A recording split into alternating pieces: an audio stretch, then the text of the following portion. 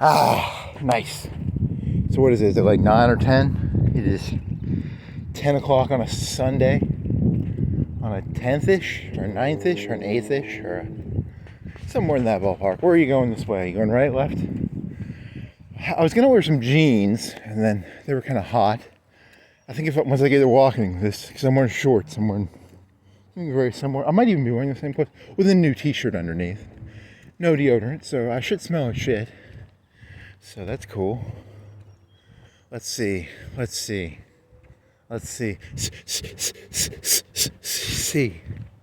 Huh. So, neighborhood watch. Pretty old sign. They need to replace those, make America great again, man. Let's get some new. Oh my fucking God, this is disgusting. This is my neighborhood, baby. You don't go fucking throwing ultras in my neighborhood. You don't go throwing ultras. This is a white neighborhood. Holy moly, and there's some beer still in there. This isn't my beer, officer. This is someone else's. I'm just cleaning up the. I do not support. You can throw your nigger shit in other people's neighborhood. Don't go throwing your nigger beers in my neighborhood. I mean, or White Cracker, or Wetback, or Kike, or whatever. Any of the derogatory. It could literally have been any of those people, right? Like, I'm not gonna. You can do it on Rash Road, but don't go doing it in.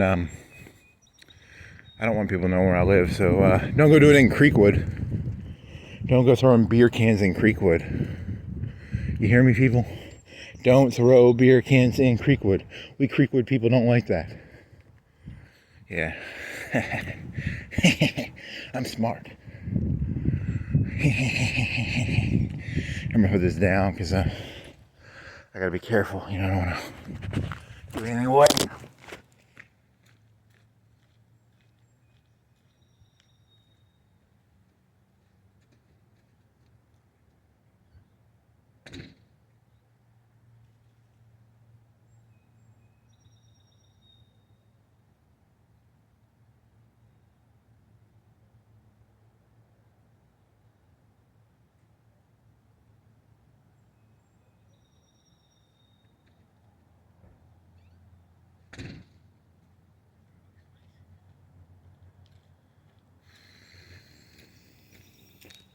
Okay.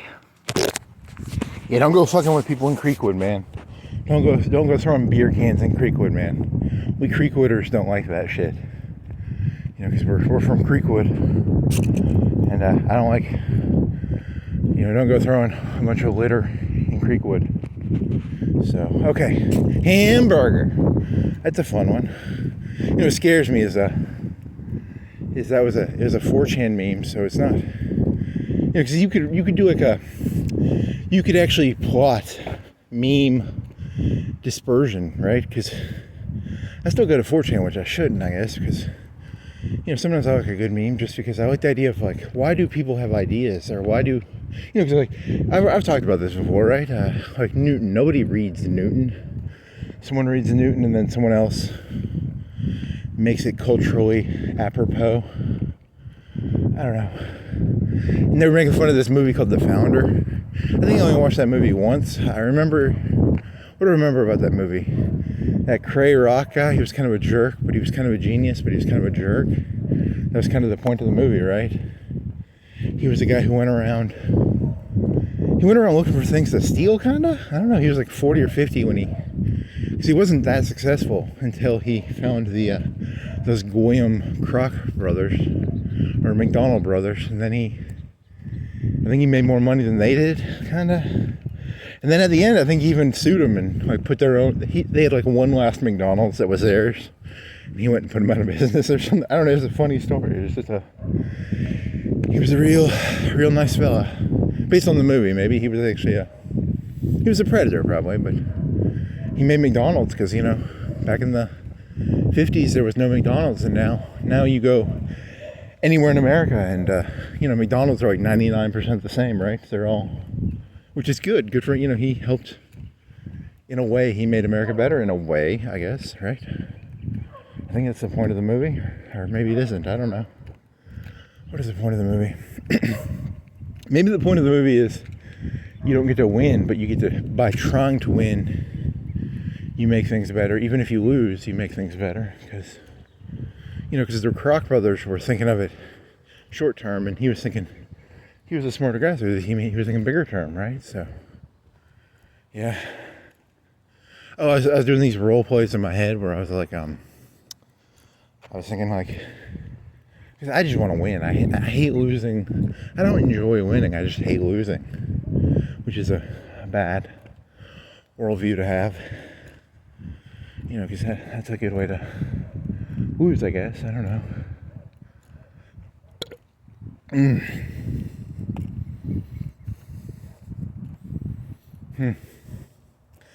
But yeah, why'd you get all silent there? Oh, you still have the shit in your head, man. I'm telling you, it's bad. You're doing this joke earlier where you're like, hey, if the only person who's ever gonna watch any of these videos is probably like a police officer. And they're gonna be like, hey, there's this crazy guy I see walking around Florence. I'm gonna watch his YouTube videos, and then he'll get the evidence. He thinks he's gonna get evidence to find that I'm the. I don't know. I don't follow that. I don't get the Times. I don't think my mom gets the Times Daily. I don't get it. I don't really follow Florence news that closely. He tries to make up a name for something, and they try and pin it on me, and then this cop has to watch like 100 hours of me walking around talking to myself, which kind of amuses me in a way. It's like, imagine all my views come from cop views. Cops are forced to listen to a delusional, insane person talk. All my YouTube views would be, here's my defense. Dear Mr. Police Officer, I give you my word, I'm not here to kill individual people. I'm not here to kill 10 people. I'm not involved in school shootings, mall shootings, any individual shooting. I'm not here to kill 100, 1,000. I'm not here to kill 10,000 people. I'm not here to kill 100,000 people. I'm not here to kill 1 million people. If I can't kill at least 5 billion people in 1 hour, it wasn't me. Now, if 5 million people die in 1 hour, it might have been me. I'm looking for, it's got to be 5 billion. And can you literally do that? How would you do that without like nukes? You really can't do that. And I don't have any access to nukes. And to kill 5 billion people in 1 hour, you'd have to have, that's a lot of nukes. I don't have that many nukes. So, look, I'm a bad guy. I just don't have access to the tools to do what I want to do. So, I'm looking for, it's all or nothing, baby. There's none of this Eric and Dylan shit. It's gonna be 5 billion or broke. So, I think you get caught trying to do 5 billion at once. I went around placing over. You'd have to place like, I don't know, 1 billion bombs? I don't know, how many bombs would you have to place to kill 5 billion people at once? I want a catastrophic event. None of this 1,000, 4,000, not 100,000. I want billions. Oh, I want to be like Skynet. I want to do Skynet numbers. I want asteroid numbers. I want dinosaur asteroid numbers. If I can't get dinosaur asteroid numbers, it wasn't me, buddy. So, hillbilly doofus cop who's listening to my YouTube channel because your sheriff, your police commissioner Gordon is forcing you to listen to me. It wasn't me. So, unless like 5 million people die. So, let's see. Oh, listen to Gallagher. I listened to him for like 5 or 7 minutes. His jokes were not as bad as they were. He was kind of had a cool voice because he would make fun of the there was this like choppy, you have the $30, $40, $100 knives. He kind of did a joke like he had a salesman's voice when he was selling his sledgehammer. That was kind of cool. And then he hit things, so that was exactly as I have like a memory in elementary school of coming home, and I think my mom was watching him, so I know who he is, that he has a sledgehammer. That's the only memory I really had of him. Off the top of my... See, that's a weird one, because if you were in front of like St. Peter and you're like, how many times have you watched Gallagher? And you're like, I think it was like, when I was a kid I saw him once, and I've heard the name before, and you're like, and you go to, and he's like, you're going to hell, you lied, and then he gives you like this perfect list of every time in your life you've ever seen Gallagher, and you're like, I forgot that. Hey, you should have remembered that. You should have had a Gallagher log, every time you've ever seen Gallagher in your life. I've never been to like a Gallagher show. I've never paid for a Gallagher special. Wikipedia told me that Gallagher put out like 11 specials, so that's, everybody should know. Everybody needs to know who Gallagher is. And if you don't know who Gallagher is, you're lying, and St. Peter will send you to hell if you don't tell the truth about Gallagher. So make sure you tell the truth about Gallagher. What else? You got the hamburger guy. That was a 4chan meme, but you went and looked it up. And, that's how comedy works, I guess. You just steal people's shit. Hamburger, there's a mailbox. Hamburger. It's a fun voice. It's actually kind of fun to say. Just walk around. You could be a postal worker. You could be a police officer. You could be a engineer at a dam. Hamburger, there's a dam. Hamburger, there's a truck. Hamburger, there's a fence. You're inspecting pipe. You're a gas pipe inspector. Hamburger, gas pipe inspection. Hamburger. Good for him, he's got I wonder how hard it would be to could I figure out a way to take his bit of just, hamburger. Hamburger Hill. There's a Vietnam movie about hamburgers. There's this hill in Vietnam, and these Americans wanted it because they wanted to do barbecues, so they called it Hamburger Hill, and they flew in some Hueys, and they flew in some hamburgers, and everybody had hamburgers. Hamburger Hill. I don't think that's true. I think Hamburger Hill was a hill that had a lot of people who died on it or something. Was that the one from the Mel Gibson movie where did they haul the bodies off at the end of the night, or is that's from Apocalypse Now, where they're like, we firebombed the shit out of that hill and then we found 0 bodies, and because the Viet Cong were trying to scare the Americans. Like, imagine you go to war for and you have gunfire, and you have this 2-3 day battle, and at the end of the battle you can't find any bodies, so you're like, did I hallucinate that? That'd be kind of scary. That's very, very mind games there, Viet Cong. Very, you're getting in my brain there, Viet Cong. I think that's the point of it, right? Like, that's why they took the bodies, I guess. Not only do you get, if you win or lose, the goal is to, there was never any boxing matches. All the boxing matches websites go down. All the baseball sites go down. I won the World Series. Some famous guy who made millions of dollars, I won the World Series in 2005. What's the World Series? I don't know what you're talking about. I have no clue what the World Series is. There's no baseball archive website. There's no sabermetrics. The word sabermetrics, I'm just an insane person who made that word up. There's no such thing as the word sabermetrics. There's no such thing as an RBI. There's no such thing as a home run. Sammy Sosa, that one guy with the big muscles who took steroids, probably. I don't even remember his name. Completely false memory. Completely, it was a Mandela effect. I thought there was this thing called baseball, but it was actually called something else. Cricket. We were all playing cricket the whole time. I could have swore it was baseball, but you people tell me it was cricket. So, I'm thinking of that Congo line joke. The funnest thing about doing a Congo line? It's kind of the spirit of this joke is a Congo line joke. What if I didn't actually have a phone, and I wasn't walking around, and I was literally in a mental institution right now? I didn't know it, and I'm holding up I don't know, what would I be holding up if I was in a mental institution right now? And I was walking up and down the hallway, or was I walking back and forth in my room? What would I be holding up? Hey, I'd be in a straitjacket, so even my arms aren't really moving. I'm just an insane person. That'd be kind of funny, right? There's an episode of a TV show. it's an okay show. It's got some decent jokes in it.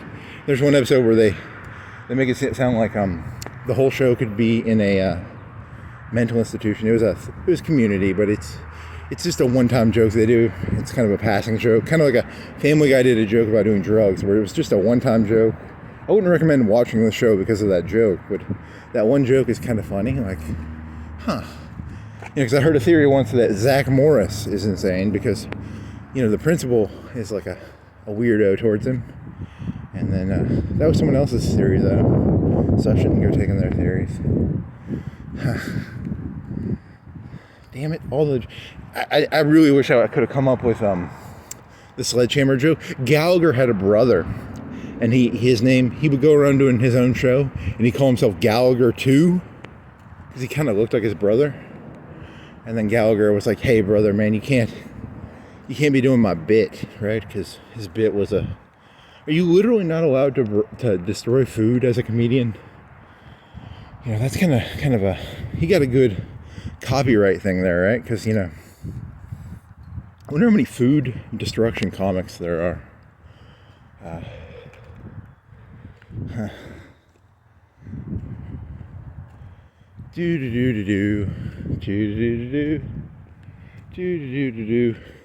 I think if I ever had relationships with other human beings, I'd have to structure them very carefully because I will waste other people's time.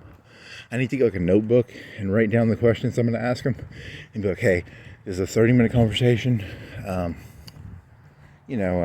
These are the questions I have. If you think any of them are interesting and you want to talk in a week, we can talk again in a week. Otherwise, I'll be like a little gnat fly. I won't leave you alone. That's probably what I am. I'm a gnat fly. A gnat fly, yeah. Isn't that a slang term for an overly gossipy person? I think of like Truman Capote when I think of that word for some reason. I've never read any Truman Capote, but did I watch that movie? Was Philip Seymour Hoffman in a Truman Capote movie? Maybe you should go watch that. I'll watch that. Is it called like True Blood or? Because he was some southern, zesty. Zesty is zesty only for black people, or is it all homos are zesty? I don't know. 4chan's talking about Kanye. And Kanye. Why were they talking about Kanye? Why were they talking about hamburgers? Because, at some point, I think the elites realized that 4chan is a way to manipulate people. So the thing becomes, instead of 4chan being a real anarchy of spirits, it's a corporate-controlled anarchy of spirits. So, I don't know. That sucks, because I remember back when, I know for a fact I'm like 90-something% sure. I remember being a sophomore, living in this place called Rose Tower at the University of Elephants, and I remember being on 4chan and I was going to download this groping Japanese game about subway groping. I'm pretty sure that's a real memory. That'd be funny if it wasn't a real memory. Like 2000, I would have been a sophomore, so whatever year that is. I was going to download, I don't think I downloaded it. Maybe I did, I don't know. It was a Japanese game about subway chikan. Is that a real memory, or is that I'm walking around in a mental institution holding a cell phone that isn't a cell phone? That would kind of suck. So it was 2005 or 6. I don't know. I'm an old school not really. That's not a good thing to be an old school 4chaner. And I think I only go there for like 5 or 10 minutes a day and look at film. I normally looked at film and GIF. I think of all the time I've spent on 4chan, 80% was on film and GIF. I never was a B person. I'd say 5% on B, 5% on poll. But GIF and film, probably the only two. I don't know, what does that mean? I flipped through some of the other ones. They just weren't. GIF is a good place to find porn and, ISIS death videos, and film was a good place to, talk about TV and movies. Was it TV and movies? Probably. Yeah, it's probably that. There is no such thing as film and GIF on 4chan. They're called WebM4s, WebMs now. When I was a kid, we didn't have WebMs. We had GIFs. Yeah, we had GIFs. We didn't have WebMs. Huh. Dee-da-doo-dee-da. Here's a brick house painted light purple, light blue. I don't know what you call that. I'd have to get is there do paint people have like a thing they can shoot at a color and it will tell the color name? That must have made like the paint job like 10 times easier. When I was a kid, buckaroo, we had to mix paint up and eyeball it. Now we just have this like laser gun. We shoot the laser gun at the color and it tells you exactly what color it is. You know, it's maybe $1,000 gun. It's not like it doesn't shoot bullets. It's a laser scanner. So I'm not making gun threats here. I'm making scanner joke. Don't make me shoot up your house, boy. I got my paint gun. I'll shoot. That makes it sound like I'm a guy who shoots paintballs at a house. No, I'm going to scan your house so I can know what color it is. You know, there's this couple. They drive by a house and the wife won't shut up. I like the color of that house. So, you know, one night the guy has to like sneak over to the house with his paint gun and shoot the house, and he gets arrested. You're trespassing. You're trespassing on my house, boy. I'm just trying to get the color of the paint with my paint gun. He's got a gun. And then they shoot him. That's kind of an exaggerated joke. The best way to do that would probably be to knock on the guy's door and ask him kindly, may I scan your paint with my paint gun? Huh. Yeah. Paint gun guy. Or you can do the Rodney King story where you get shot up for trying to steal the guy's paint color. There's a dangerous business out there of people who, if you want to know a color and the people don't want you to know the color, there's a business out there of trained professionals who in the middle of the night will go out there and they'll scan the color. You know, rain nor shine nor sleet. Those people they're professional. They're not assassins, but they wear black hoods. They have special equipment for scanning paint on houses. Sherwin-Williams finest. I don't want to shill for Sherwin-Williams. What's another paint company? That's the only one I can think of. Sorry. Is Sherwin-Williams the paint of Coke? Is like, do you want a Coke? And by a Coke, I mean like a soda, Coke, Pepsi. You know, Sherwin-Williams. You want to think of Sherwin-Williams, which means paint, right? Everyone knows that Sherwin-Williams is I don't think people would think that. I think there's lots of paint companies probably. Shit. I think I lost my audience there. You never had an audience. Here's a park next to it. I think it's a private school, but they've got their own play equipment that I can see through the brush. And they've got a soccer field. Huh, that's kind of cool. I wonder if there's a secret entrance over to the park playground equipment. Wow, you got some weird. You got a child fetish. I like me some children. Oh yeah. Got a tundra. What is that? The thing with a roof that's outside? A tundra? Is it a tundra? Is a cold thing. A pavilion. They got a pavilion with a blue thing. Huh. Paying way too much attention to a school when you have no reason to pay attention. This is old playground equipment in the park. It must be 10, 20 years old now. It's got some oldness to it. Let's see. I was walking by a church earlier. It was filled, so some people were in church. You know, after church, a lot of people go eat. A lot of people bring their children to the playground to play on the. I'm going to set my hidden camera up. I like to watch children play with my hidden. I don't have any hidden. I need to get a hidden camera. That'd be kind of cool. They got swings with like it looks like a roller coaster thing. Like when I was a kid, swings were just like a plastic bendy thing. Now they're like, they look like child seats with a protective bar in front, like a roller coaster protector bar. Holy moly. Holy moly. This person's got a little, is that a wiener dog? I think it's a wiener dog. She's got a wiener dog. A lot of 1 in 4 SUVs. Do do do do do do do do do do do do do do. Super Ford handicap sign. Park rules. I don't like rules with parks, and I don't like parks with the rules. I like anarchistic parks. You know, ones that have pure anarchy in them. I'm the Joker, baby. Hamburger. What if you just did a whole thing of just doing other people's catchphrases? Hamburger. I'm the Joker, baby. How many other... did I do that? Let's see, what else is there? There's... how many catchphrases can you name? Just do it. Are you doing the Nike one, or are you doing the one with Shiloh LaBeouf? Do you want to go see... oh, what is her name? Her name is Lilith. Lillian or Lilith? Lillian. I'm going to go see Lillian real quick. I'm going to give her a high five. I'm not going to literally jump in there.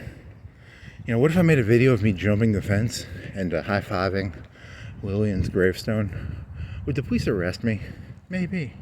Maybe they would. Should you be arrested for jumping a black iron fence and high-fiving a gravestone? Probably. If Trump believed in law and order, he would have me Rodney King for that. Here's a little midget, 2-foot little child running around 15 yards from his... Oh, he's an explorer. He's an explorer. Okay, stop paying attention to the children. You come off as a creepo. Let's see. Creepo.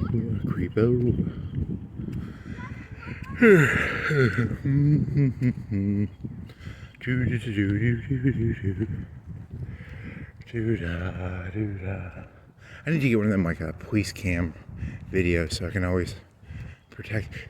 It's not to protect me, it's to protect you, I guess, would be the... That'd be a good one. Like, you were thinking about that the other day. You were thinking of that tall guy from, not True Detective, the tall guy from, what was that one from the guy who did Seven, Fincher? He did the TV show where they interviewed the FBI people. And, what was his name? The co-ed killer, he was like 7 foot tall.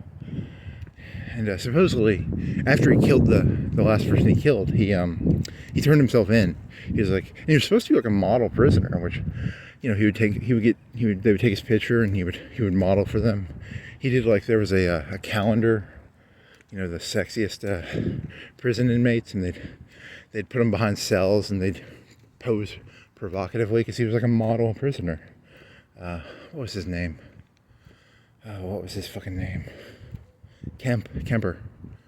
You know, he would hide behind they would make it so that he was naked, but the bars would hide the nakedness.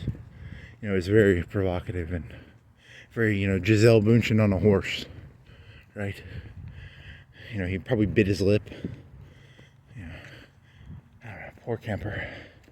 I mean, he turned himself in at least, right? That was good for him, you know. But I don't know. Good question. You shouldn't identify as Kemper, you know. I identify with Kemper in that story. No, he's a terrible person. Wink, wink. No, he is a terrible person, but I mean, like, you know, who am I to judge? He did turn himself in. I was thinking about this. Like, what if all the sociopaths turned themselves in? They're okay. I know I'm a sociopath. Just don't kill me. Is there a way I can protect myself? You know, society doesn't like sociopaths. I'm telling you, man. You guys discriminate pretty hard against us. We're an underclass. We're being held down. We're being discriminated against. You know, everything is blamed on us. Kind of unfair.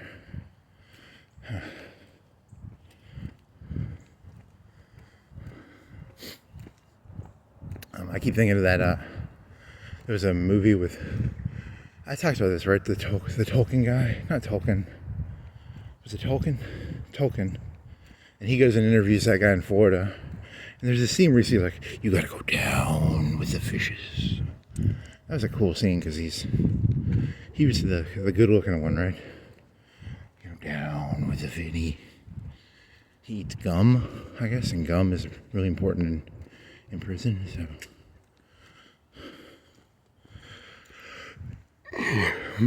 Just because I don't know if he sneaks it in. Does Frodo? He asks the prison warden if he can bring the gum. And then the way the killer eats the gum, he takes like a pleasure in it, as if it reminds him of the. It's the type of gum that you go, I want some of that gum, but it's not. The reason he enjoys the gum so much is one of two reasons. Either the gum reminds him of a past event. He's doing one of them. He's doing that one Peach book, you know, the movie about the guy eating a peach, and he's going off into his own world about eating peaches. Flaubert, or it's a really fucking good piece of gum. I don't know. It's one of those two. So, what was his name? Oh shit, Bundy, right? Bundy was the guy who killed the ladies, and then the last one he killed, he was regretful of because she was like 13. And then he eats the gum, and it's very much like When Harry Met Sally. You know, I'd like a piece of that gum. Okay. It's a dumb joke. You just compared. Is it When Harry Met Sally? Is that the one with, who's the guy from City Slickers? It's the guy from City Slickers, and yeah, they're in a restaurant, and the lady's like, I can fake an orgasm. And he's like, no, you can't. And so in the middle of a restaurant, this lady's like faking an orgasm while eating soup. And this other like 70-year-old lady's like, I'll have what she's having. So I'm trying to make an analogy between that and chewing gum in a movie about a sociopath eating spearmint gum. Huh? That's a good connection, right? No one's gonna like that one. What's going on? I'm close to old Lillian. It's, you know, if I jump, the police will know. I've already admitted to like jaywalking like 50 times while doing this. So what if you got like arrested all at once and they hit me with like 50 tickets all at once, and they're like, you owe the city of Florence like $20,000 for all the times I've jaywalked. You know, they don't put me in prison, they just give me a big fucking fine. That would be pretty fucking uncool. Fuck you, Florence. In this fake reality that I've created in my head, where for some reason you're watching all these videos for some reason. Well, I mean, they need money, you know. Florence always needs them. All cities and towns and states always need money. So what's going on, Lillian? Here you are. Here's the let me knock on the metal to make sure. Yeah, I'm really here. She lived, she believed, she gave. Lillian Dilbert. She was born in 1776, and she died on 1777. She was 1 year old. That's not when she died. When did she live? She lived on 1916. She was born. When did World War I end? Is it 16 or 15 or 17 or? She was around World War I. So interesting lady. Huh. My dad told me that he was born. I think he was born. He said he did the math in his head once, and he thought he was conceived after Pearl Harbor. So like 9 months after Pearl Harbor. So like Pearl Harbor happened, and then his parents got like really fucking horny and fucked. So, you know, like, I wonder how many babies were born like 9 months after 9/11. You know, like, oh my god, 9/11, I'm so fucking horny. Oh man. You know, in Israel, they had their 9/11 where like 1,200 people died, and like you know, there's a big birth spike 9 months later. I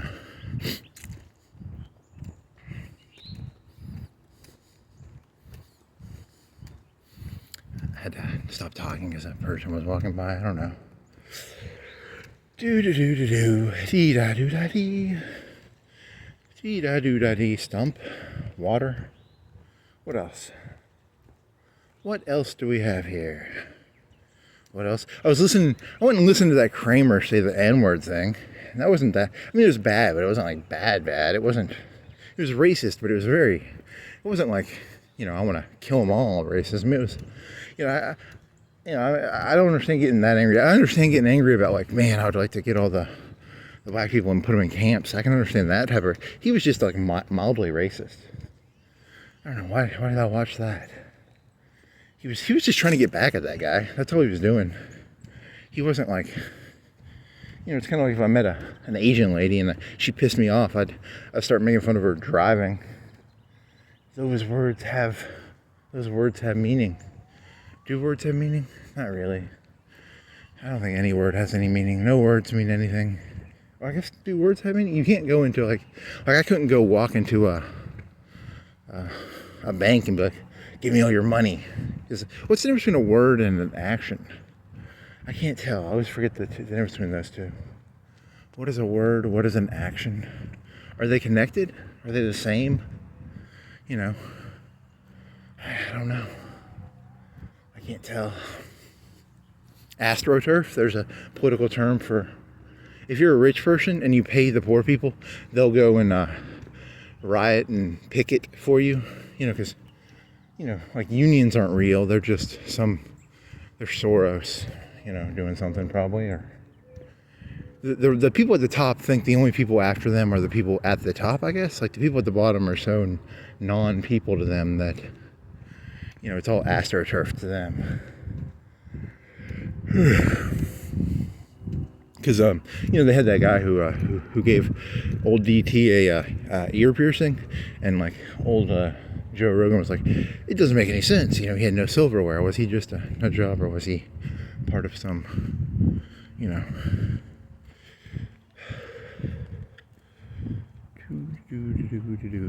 just some AstroTurf thing. He was an AstroTurf assassin. What was that from? Assassin. It's from a song. There's a song where they're like, assassin. What is that from? Holy shit. That's gonna be stuck in my head. Assassin. This isn't me hiding. I mean, I'm just saying, like, there's some song. It's like a rap song. Is it Wu-Tang? I don't even know. Who has the word where they whisper assassin in the middle of the song? I do have my notebook. Did I write anything down in my notebook? I looked up Gallagher. I watched like 10 minutes of Gallagher. I read his Wikipedia article. And what else did I do? Let's see. What did I do? Oily tree. Never looked that up. What else do I got? I got hamburger. Bob's Burger guy. There was some guy who got arrested on January 1st, and he was from Bob's Burgers. And I watched this show called, I watched this show like 10 years late or 20 years late. It was called Mr. Show, and he was in Mr. Show. And the only skit I remember really was, there's a cop one where he plays bad cop, good cop. So good cop, bad cop is where one person pretends to be like your friend. They're like, hey, you want a cup of coffee, a Coke, a Whopper? They're interrogating you in the interrogation room. You're suspected of doing something. So they pull you into a room, you sit down. One cop is like, hey, you want a hamburger and a soda? A hamburger. And then you're like, hamburger? I'd like a hamburger. And he's the nice cop. And then the other guy's like a mean cop. He's like, I know you did it. And he probably slaps the Coke out of your hand. And it's a very schizophrenic experience to have two cops doing. Oh, well, he was the criminal in this skit. And the two cops are not doing good cop, bad cop correctly. But then I was thinking, like, do they do that on purpose? Like, what if that was the new good cop, bad cop is, you do good cop, bad cop very badly. You do it very not Andy Dufresne, you do it very Andy Warhol. It's like an Andy Warhol good cop, bad cop thing where, like, they're stepping on each other's toes. They're not jiving as good cop, bad cop. They don't have their good cop, bad cop game set up all the way. You know, one will go in there and, you know, complain about the other cop. You're supposed to, you know, the good cop's supposed to give you Cokes and candy, and the other one's supposed to, and then they merge, so they synthesize together. And at the end of the day, they both high five and they're like, "We got him, boss." Because, you know, the guy's guilty probably. So I know all their tricks. In The Wire, they take this young hoodlum African American, they stick his hand on a copy machine, and they say, "This is a lie detector." And the young hoodlum African American believes that a fax machine is a lie detector test. Man, that was one of the most racist shows ever. Black people are not that stupid. Holy moly. That David Simons, Chase, was it David Simons? He was a racist, man. One of the most racist people I've ever heard of, man. Like, how can you do that, man? Like,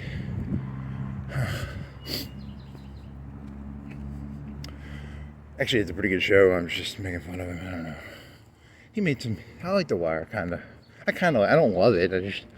I like it as an idea for a show where it's almost like I'm a lazy person and I don't want to explore the world. And this David Simons guy, he's trying to give his understanding of the world to you.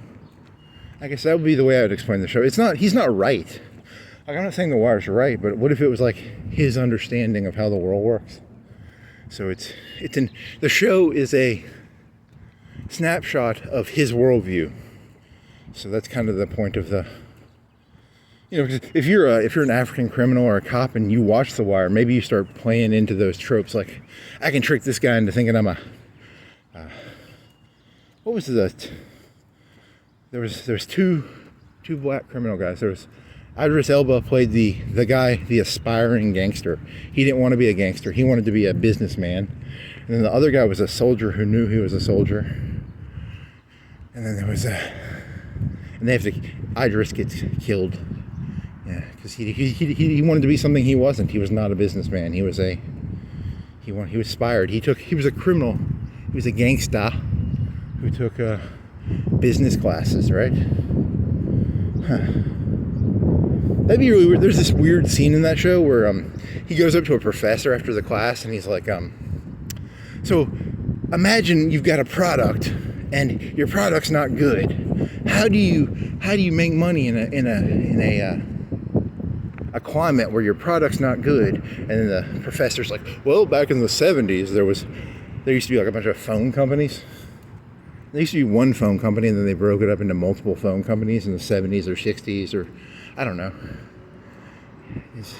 If you were alive in the 90s, there used to be this thing called 10, 10, 220, or you'd have to dial a number to make long distance calls.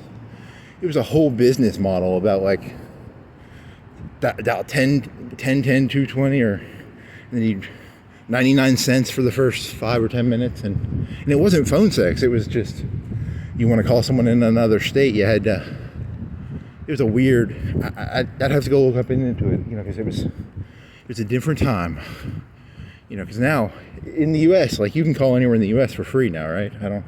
Not free, but, you know, when cell phones came out, you had to pay by the minute, and now you get probably unlimited minutes. I probably do, right? I mean, I think I get unlimited minutes. I don't use my phone that much, so. But back when I was in high school, you had to pay for it per minute. You got they'd be like 120 minutes per month, plus 10 cents per minute after that.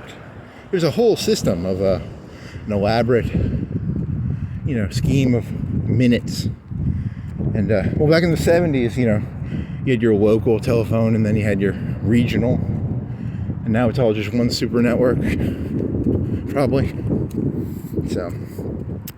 That Apple guy said he wanted there to be competition because, you know, back in the 70s when he was probably 10 or 20 or 30, there was just the phone company.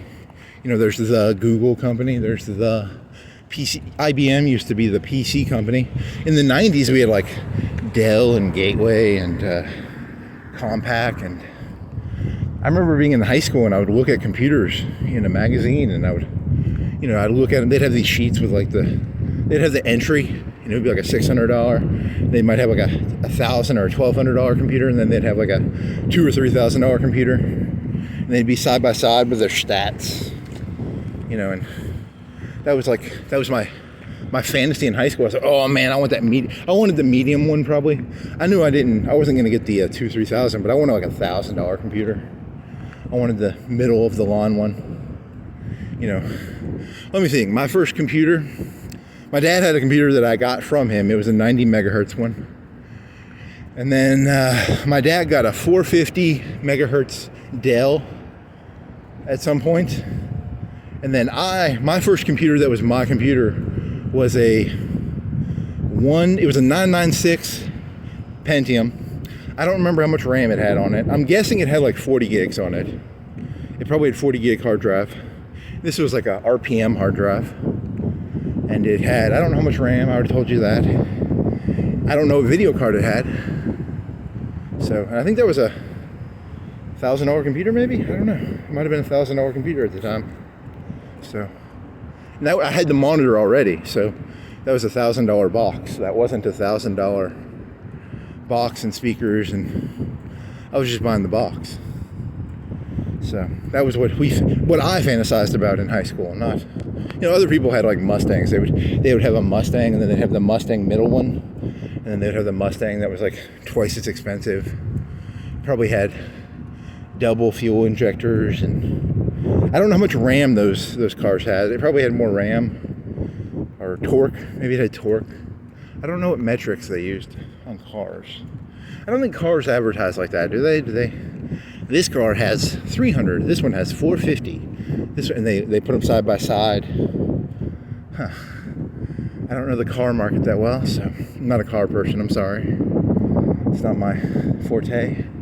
Forte. What is that? A piano word? Forte means like tempo, right? Or forte is like the 2/4, 4/4. I don't know. Computer magazines. I haven't thought about that in a while because I really liked computers when I was in high school, didn't I? I guess I did. You know, because I don't know if I followed them that closely. I wasn't that smart about it, but you know. And then I had another computer. It was a 2600 Athlon. I don't know how fast that is. It was an AMD processor.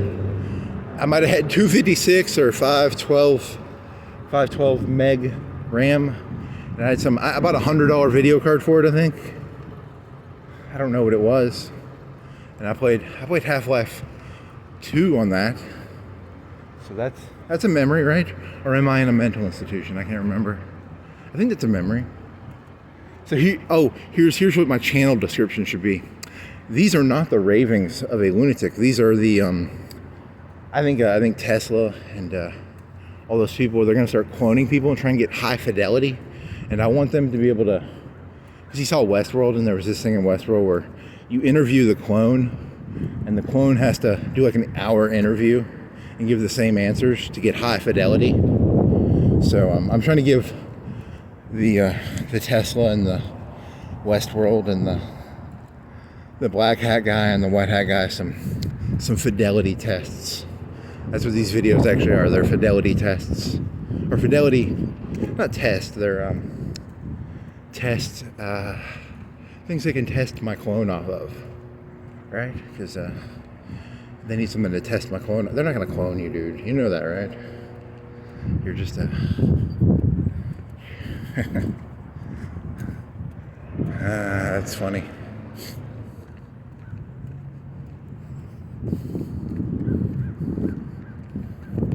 So here's the thesis then. You know, when a person's like depressed, they realize nothing they do is going to help continue their genes. It's like no matter what you do, you're just in a downward spiral and you know it.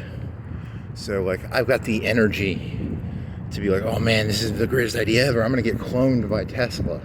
I'm going to live forever because he's going to use these as fidelity tests.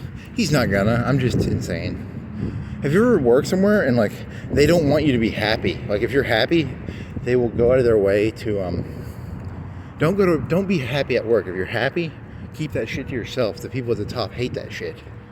You know, because they're not communists of happiness. You could literally be the stupidest person ever, and if you're happy, they will be like, I'm smarter than you. You shouldn't be happy. I think it's elites. So never be happy in front of certain people. if you're happy, keep that shit to yourself. So I don't know, what does that mean? It means something, right? He's happy as can be. He thinks he's making fidelity tests for his clones. Let's go over there and shit on him, because no one's gonna clone him. Hey, don't rain on my parade, or I'll have to start singing in the rain. I don't want to sing that song. You want to go to the dam? You can go to the dam. I'm in a damn mood. There you go. There's these two aspects to humanity. On the one hand, I think there's the people who see the world more realistically. I'm going to call them conservatives. I think the conservatives are more narcissistic, but I mean that as a compliment. Like, they know there's only so much land in the world.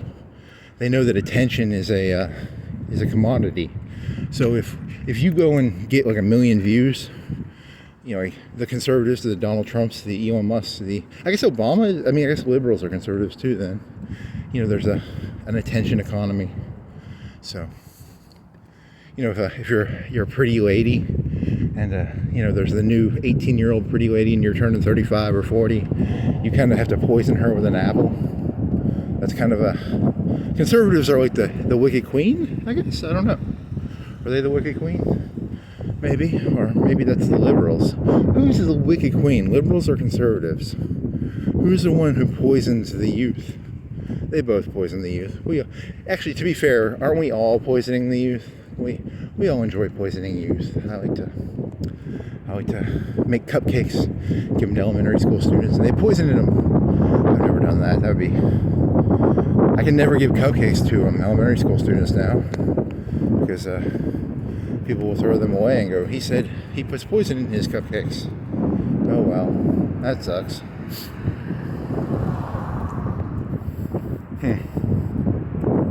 Is that a concern? Because, you know, there is so much land in the world. You know, if anybody walks up to you and says there's infinite growth, there's only so much land, there's only so many planets, there's only so many atoms in the universe, there's only so much water.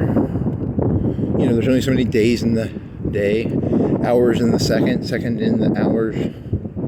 I don't know. I'm tired, man.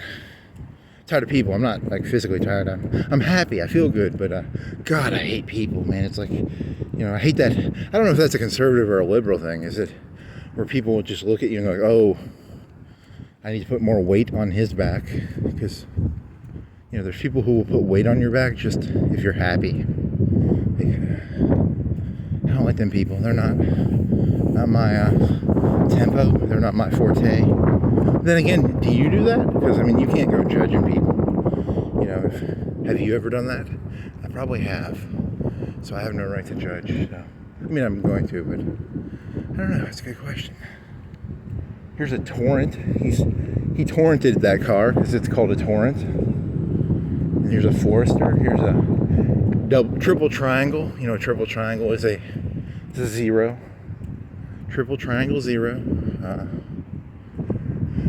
Oh man, you're not a comedian. You're just a person with mental problems trying to pretend you're a comedian to hide your mental problems behind.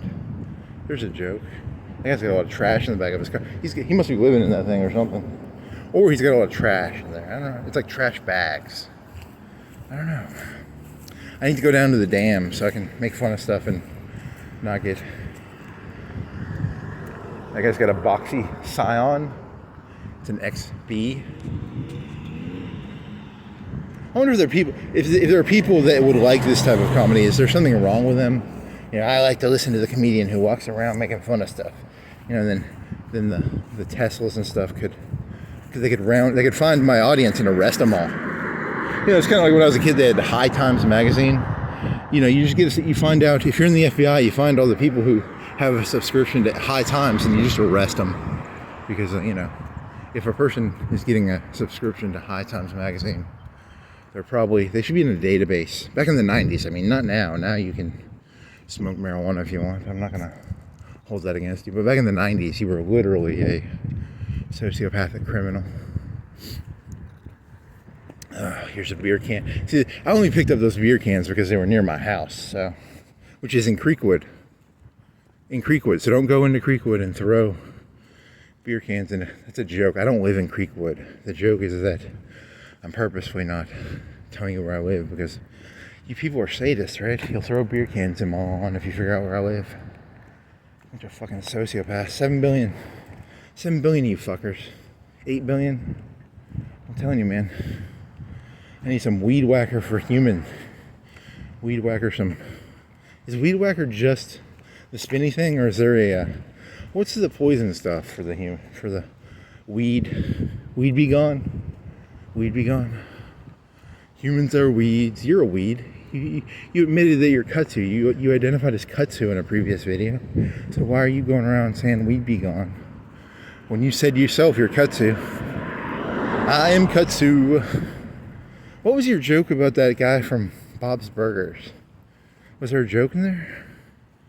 Oh, the joke was, what if it was part of their plan? The cops, after they got done, were like, yeah, we Andy, I can't remember his name. I keep wanting to say Andy Dufresne, Andy Kaufman, Andy. You said his name like 3 or 4 minutes ago, 5 minutes ago. Andy Warhol. W. Think of the lanterns with the W. Remember the flame lamps with the W? Remember that? Was that yesterday? Yeah, that was yesterday.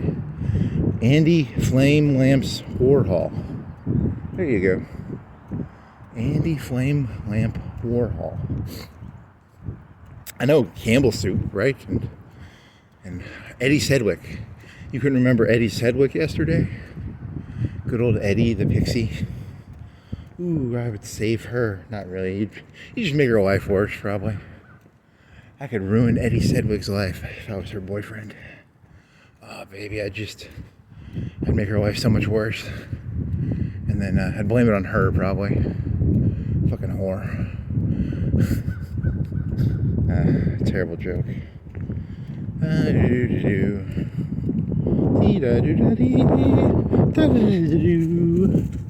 Going on down to the dam on a Sunday. Nice. Going on down to the dam on a Sunday. Yes. It's a damn day. Damn Sunday. Damn Sunday. It's a damn Sunday. Damn Sunday. Nice. What would be a good damn day? Good damn day would be damn Monday, damn Tuesday, damn Wednesday, damn Thursday, damn Friday, damn Saturday, damn Sunday. Guess it's damn Sunday. You're damned on Sunday, so he walks down to the dam. Oh well. I'm sorry. It's damn Sunday. Do-do-do-do-do. Dee-da-do-da-dee. Da-da-da-da-do. Andy. Huh. Damn Sunday. I don't like his work, but I do like his damn Sunday work. It's pretty good. Damn Sunday. All the other, and then you have to name all your days. What if you did the same walk, but on different days? Like you do like March, I don't know, you have to go somewhere on Monday that starts with an M. Sunday doesn't start with a D though. Huh, that doesn't work that well. Oh well. Damn Sunday could work because it's, religious, right? And Monday would be, where could you walk on Monday? I could walk to the marshes. Is there a marsh in Florence? Is there a marsh? Tuesday could be, I don't know, Tennessee Valley, TVA. You go to TVA. There's a park over in TVA. You can walk around in the TVA park for 4 hours. And Wednesday could be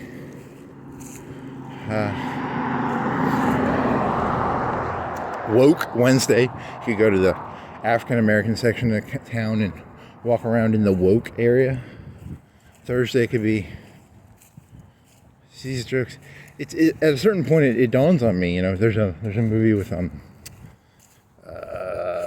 Brad Pitt where he plays like a military general going to Afghanistan, and there's this line in it where it's like at a certain point you realize, you're on a downhill slope. You're not going to be remembered. You're forgotten. And he's looking at this German statue. I think it's supposed to be like Jesus' mother holding her son or something. It's like, yeah. Oh well. She was overacting, You know that Mary lady set her son up to be a martyr, right? Like, the same way Tupac's mother set him up to be a martyr. So that was a big exaggeration. It was a big play. It was a big act. She was fake crying. She's like, you killed my son. And the whole time, she's just looking like, are they looking at me? Are they looking at me? Because that Mary was a lady at a certain time. That's a really offensive thing to say on Damn Sunday. The premise of this video is that, of this joke, is Mary set her son up to be a martyr so that she could get attention. Because a general Brad Pitt as a general saw a statue in Germany. Okay, so your connections are very flimsy. This does not work as a joke. It does work. It's a secret joke. It's a joke about poor Jesus. Yeah, dude, I actually feel bad for Jesus, because he was lied to. He was told you're the Son of God, Jesus.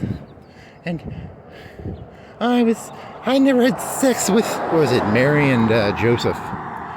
She never had sex with Joseph. Imagine your dad never fucked your mom. There you go. That's what Mary told her son. Your dad never fucked me. Huh. She probably cooked the meals, and she always had a attitude, like, this is beneath me. I'm not even really his mother, I didn't even get to feel some Joseph cock, and I have to take care of this Jesus fella. I didn't even get to feel Joseph's peni inside of me. Peni?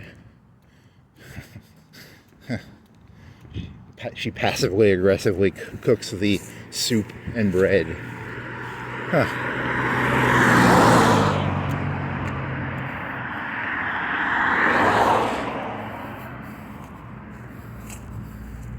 You build a time machine, you go back and you talk to Mary, and you interact with her. You go, okay, I don't like this lady. She's not fun to be around. She's that type of lady, you know what I mean? Like Joseph was secretly like there's something with guys. If you take care of another guy's kid, there's something about you, right? You don't want to. You're more community oriented. You ain't. That's the cuckold fetish. Is you take care of someone else's kid. That's kind of what Joseph was doing, I guess. Huh. We get all the Christians to dislike me on this joke. I don't know. I mean, maybe it's a true story. Maybe he really was. Maybe Mary was like the greatest mother ever, or maybe she was a terrible mother. I don't know. He's just projecting his own family into the Joseph Mary mother story. My mother was a martyr. She hated doing all the things she did. She was a nurse who would try and boss the doctors around. That was her personality. She took pride in trying to boss people around. So I'm projecting my mother into Mary, and I'm vicariously taking my anger out on a historical figure from 2,000 years ago. I don't know Mary. She could have been a nice lady. I'm just throwing softballs out here, I'm just throwing balls because I gotta walk or I'll go crazy. Remember, I already told you, I'm very worried I'll go crazy, so not cool. There was a line I once heard where it was like, there's a Larry David joke where he's like, all Christians who are really against homosexuality are secretly homosexuals, and him and Larry David and Woody Allen did a movie together, and that was one of the bits that I think Woody Allen wrote the joke. Was it Jerry? It was a guy who looked like Jerry Springer. I don't know if it was Jerry Springer, but the premise of the joke was that this guy's really conservative, and he's he's hyper right-wing conservative, and then he ends up being because that's Woody Allen's fetish, I guess, is that all conservative anti-homosexuals are secretly have leather chaps in their closet. Huh. Oh well.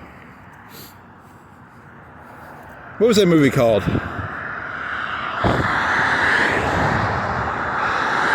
Has Larry David, and he ends up hooking up with a ditzy girl, right? She's a southern ditz. I don't remember. it wasn't that good of a movie. You know, it had Larry David and Woody Allen, and it was kind of mediocre. That's my opinion of it, but whatever. Woody Allen will always be a genius for, you know, Annie Hall and Manhattan, and some of his 80s movies are pretty fucking dope. But that one with Larry David was kind of shitty. And so I want to be very blunt about this. I'm just giving my opinion about his individual movies. And then in the 2000s, he did one where like Scarlett Johansson is in the rain, called like Match Point, and it's not a Woody Allen like 70s or 80s movie, but it's a good movie in the sense of like, you know, it's kind of well done, and he's not in it, right? So kind of a weird. Then he started putting himself back in the movies, right? So I don't remember. If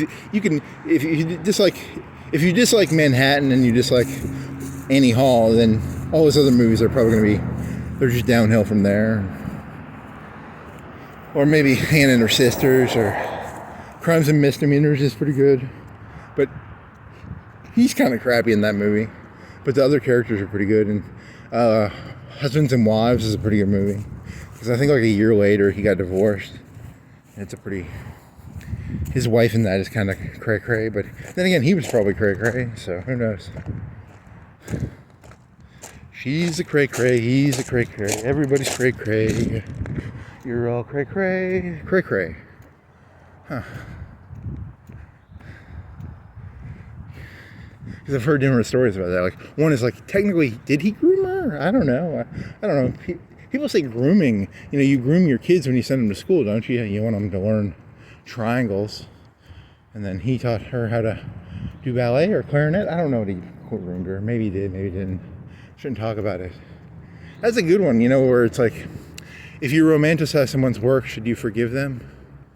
Maybe you should, maybe you shouldn't. Maybe you're just supposed to be like I'm not a Christian, but maybe you're supposed to be like a Christian. Is you're like, hey, look, that action there is bad, but your movie's good, but your actions are bad. I don't know.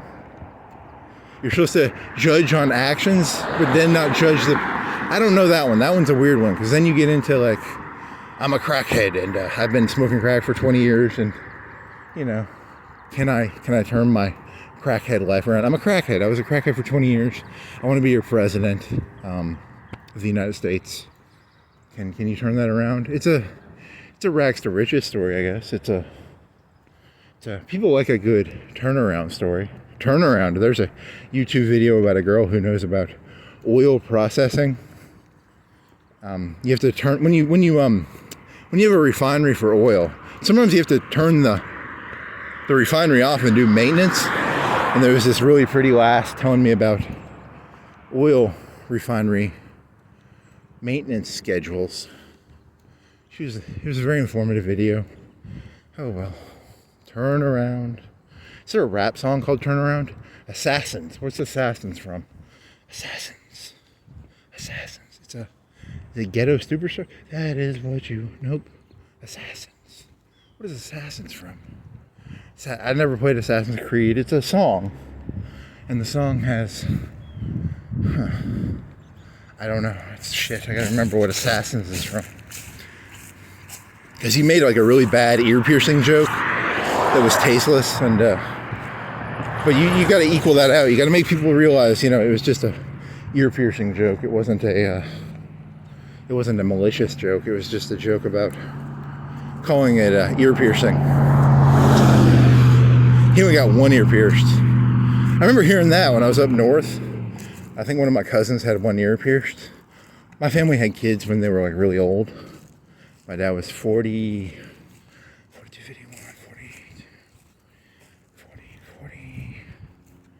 44. My dad was 44 when he had me. So I'm 44. So think about this. 44 plus 18 is 44 plus 18 is 62. My dad was 62 when I was 18. He was always old, right? That's a way of looking at it. Like, how old is your dad when you're 18? He was already old when I was graduating high school. He was 62. So, I don't know. I wonder if that affects my brain. I think people should have kids only between the ages of below 30. Like, I'm too old to have kids now because I don't want to be my dad, you know? I don't want to be one of them guys who's like 62 and when my kid's exiting high school. So I can't have kids because I'm against, you know, old fathers. I don't like old fathers. I think you should have energy. You should be like, so, you know, if you have a kid when you're 25, that means you're 25 would be 18 plus 25 would be 35, 38. You'd be 38. That's not right. That's 13. 25, 35, 40, 43. You'd be 43 when your kid's 18, right? You know, so most healthy human beings have already had a kid by the time my dad had a kid. And the thing about that I just like about my dad is my dad hid behind this concept of normalcy, but he was not a normal person. Like, a normal person has a kid when they're like 25, right? Or what is the statistical, mathematical age? You know, because he would hide behind this normalcy concept, but the whole time he was kind of a abnormal fella. So I've got a fucked up brain because of it. I've got a lot of anger. I've got a lot of anger in me. Got lied to a lot, I guess. Oh well, filial piety, baby. Filial piety. He married a crazy lady because I guess that's all he could get, you know, like, because all the good ladies are probably taken by the age of 25. You ain't gonna find a good lady after 25, right? You want to find one that's like 2 or 3 years younger than you. And he just found a Looney Tune that would, you know, an enabler. If I ever had a girlfriend, she'd be an enabler. We wouldn't be equals. She would be crazy and I'd be crazy and we'd be co-enabling. It wouldn't be love. It would be an unhealthy relationship. So it's best I don't have kids. That's my worldview. Huh. I guess that's my worldview, right? Maybe it is. You know, because also I'm like 30, what am I now? I'm 38 or 39. Even if I had a kid now, it'd be 38 plus 10, 49, 49, 57. I'd be 57, so don't have kids. Maybe I should just give money to like some starving kids in Africa or something. Or not. So that's my position. I just want to make sure you don't think, you know, because when you think of like people having kids, you're like, oh, Mary and Joseph, they met, they touched hands, probably. You know, I don't know. What is the story between Joseph and Mary? Did they touch hands while at the market buying bread together? Or were they hanging out? You know, what's the Joseph Mary story? Because, you know, when you think of it, that's why I'm paranoid about stories, you know, because I was lied to about stories. I was told an extremely unhealthy relationship was a healthy relationship. And I have a very big chip on my shoulder about that. You know, I secretly want to, you know, kill 5 billion people at once. That's my rage. My inner rage is a huge furnace of rage. Despite all my rage, I am still just a crazy person walking around, talking into a cell phone. Nice. Do that Smashing Pumpkins reference. You will never find peace. You will walk the world as a person who stuck the lance into Jesus. You did stick the lance into Jesus, didn't you? Earlier in this conversation, you spat. Wasn't there a Chinese movie by Scorsese where, like, you have to step on Jesus to... What was the moral of that story? I didn't watch it. I think it had the guy from Taken in it. You know, the guy from Taken is, I have a certain set of skills. And in this movie, he's sent to China as a Jesuit to convert either China or Japan. I don't know. I think it was Japan. And I've got a certain set of skills. And he fake steps on a picture of Jesus, and then he pulls out a gun and a time-traveling device, and he gets his daughter back, I think. I don't know. That's not funny. To me, it is. I like lying. I really enjoy lying. I gotta learn to Not do that. He was crazy, she was an enabler. They met down at the, back in the old days. Was there like the uppity bar and the lowity bar? Where did they meet? Where did Jesus and Mary meet? My parents don't have a meet cute story. Because like, if you're a parent, you're supposed to tell your kid like, we sat in biology class and we invited each other to prom. And that's a good American story, right? Like, we went to prom and, you got married maybe 2 years after high school, maybe 19 or 20. My story is, they don't have a story. That was if I asked them a question, they just sort of slug it off. Like, so that's my feelings towards life. I don't really connect anything. There's no story. It's just I need a story. Huh. Damn Sunday, damn Sunday, damn Sunday. Nice. Damn Sunday. Never trust a guy who always has to be right, I guess. Oh well, I need alcohol. I need some fucking alcohol. I don't think I ever saw my dad drunk. That's good. I've seen my mom drunk. My dad was just drunk off power. Like me, I don't drink anymore. But I like to get drunk off power. You ever drink Powerade? Powerade. I like Powerade. Not Gatorade. I like Powerade. So that's a stupid joke. A little power fucker. I was in the army for 4 years. I've never had a nightmare. I've had a couple of dreams where I rejoined the army just to get money. But I've never had like a nightmare about army stuff.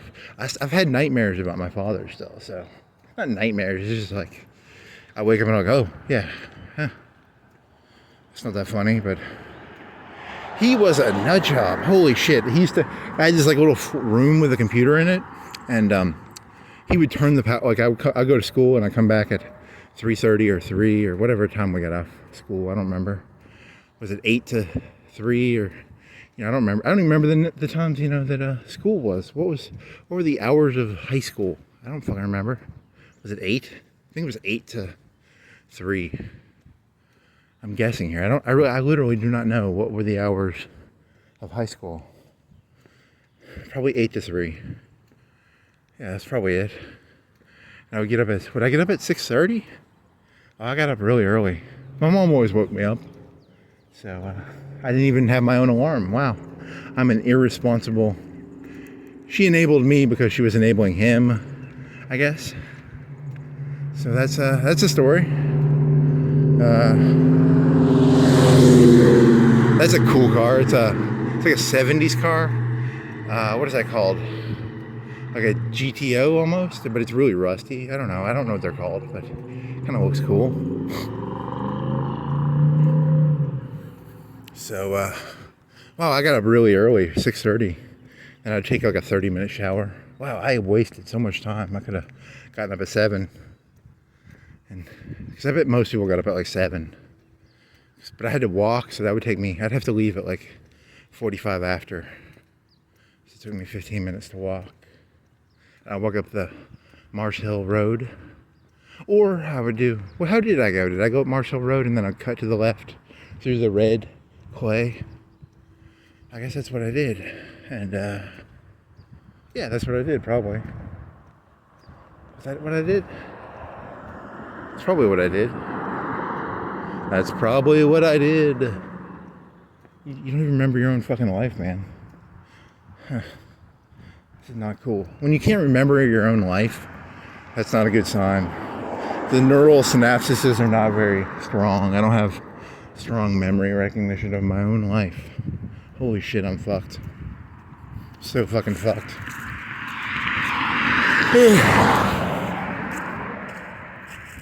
Red clay, I remember, was it my freshman year? I was just taking, was it geometry? And I had red clay on my shoes, and the math teacher didn't like that. Is that a memory? Probably. I remember her face a little bit. She have curly hair? Of course. Holy shit, these memories are just wasted. There's no point to them. I see, then there was a C++ class. Was that my freshman year? And there was, what else was there? These memories don't matter. Like tears in the rain. Like rain in the tears. Like rain in the tears. There you go. Like rain in the tears. Like rain in the tears. There you go. Let's see. Freshman year you had geometry, and then I think you had a C++ class. Then you had a, I don't know, was it German? Then I think you went to a history class and an English class. Holy shit, I don't remember. Was it an art class? Did you have an art class? Was that the last class, or was there another class after art? Holy shit, I don't remember. And then biology was last, right? Because you took biology freshman year. Yeah, that's a story. That's like an 80% true story, right? Like I'm half sure about it. You know, someone will go like Elon Musk will go look up. He just hacked all the computer systems, and he's gonna call me out for being a liar. He lied. He got his classes mixed up. Fuck you, Elon Musk. I don't like you. Stop hacking my high school transcripts. Wow, what an asshole. That's why I'm secretly jealous of him. I wish I had all those databases, man. Holy shit. Imagine having all the databases. You could know a lot of stuff. That fucker's a genius. It's all about data management. You gotta be able to manage data and collect it and use it correctly. Put it in stuff. You know, you gotta catch liars. You know, catch liars and catch people who, you know, sometimes you just forget stuff. I don't remember where my locker was freshman year. It would have been based on where my first period class. It was probably in the math hall, because I think it was based on your first period. I don't know. Was it? Was it in the math hall? Was it on the bottom in the math hall? What color was it? I don't remember. This neural synapses. These neural synapses are faulty, man. They're not good. Supercharged. He's got a supercharged Olympic. It's a 4 Olympic rings. That's an Audi, right? It's a Suburb. Quantra? I don't know. What's the 4 rings? The 4 rings are Audi, right? This guy's got an old Ford. It's probably a 90s Ford. He's got a boat. This guy's got a car. It just says off-road.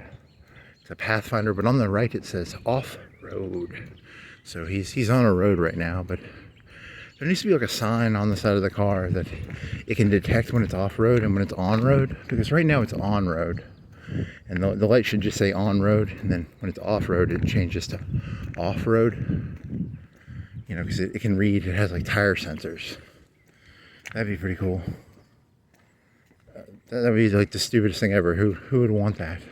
This guy's got 2 boats. They're probably 30, 40-year-old boats. They got a medium engine. I'd say a 20-year-old engine, but he maintained it. So it doesn't look like crystal. It's not crystal clean, but it's not an ugly motor. The motor is, they have big motors on some of them small boats. They have like 100 horsepower on a small little boat. Huh, good for him. Yeah, because you ever seen the ones that, I think some of those engines are like 5 or 10K, right? Some of those boat engines. You know, because it's easy to replace a boat engine compared to like a car engine. You can just plop it on and off. So, what is it called? Onboard and offboard? Or onboard is when the engine is built into the boat, and offboard is when it's on the back of the boat, right? Or, I'm not a boat expert, so just throwing out words I've heard. This guy's got 4 cars. He's got a Ford, 2 Fords, a BMW, and a Chevy. Nice. I like the BMW. Other ones are kind of, ew. There's no flames around here. No one's got flames on their lamppost. A lot of trash, but a lot of trash in the yard, as in property, but not a ton of trash. Not a lot of. There's no shooters, or maybe there are. Maybe there's some shooters. What is this? This is a shooter. This is a Gatorade bottle, an RC bottle, McDonald's bottle. It's not a Gatorade bottle. It's a Those shooters. How is that? Oh, that's a 5-hour energy shooter. I'm guessing it was the size of one of them. Huh. What is that? Is that a Viva Zen. Feel good relief. Authentic 40 MIT 40 milligrams. Fast acting herbal supplement, original authentic formula. What do you got in here? Willow bark. So what are you designed for? It's got kratom in it. Kratom. You did a kratom joke already. Kratom. Ah, man. It's my biggest fear. Once you realize you're going to end up being a martyr, you're like, oh shit, I'm going to get martyred for something.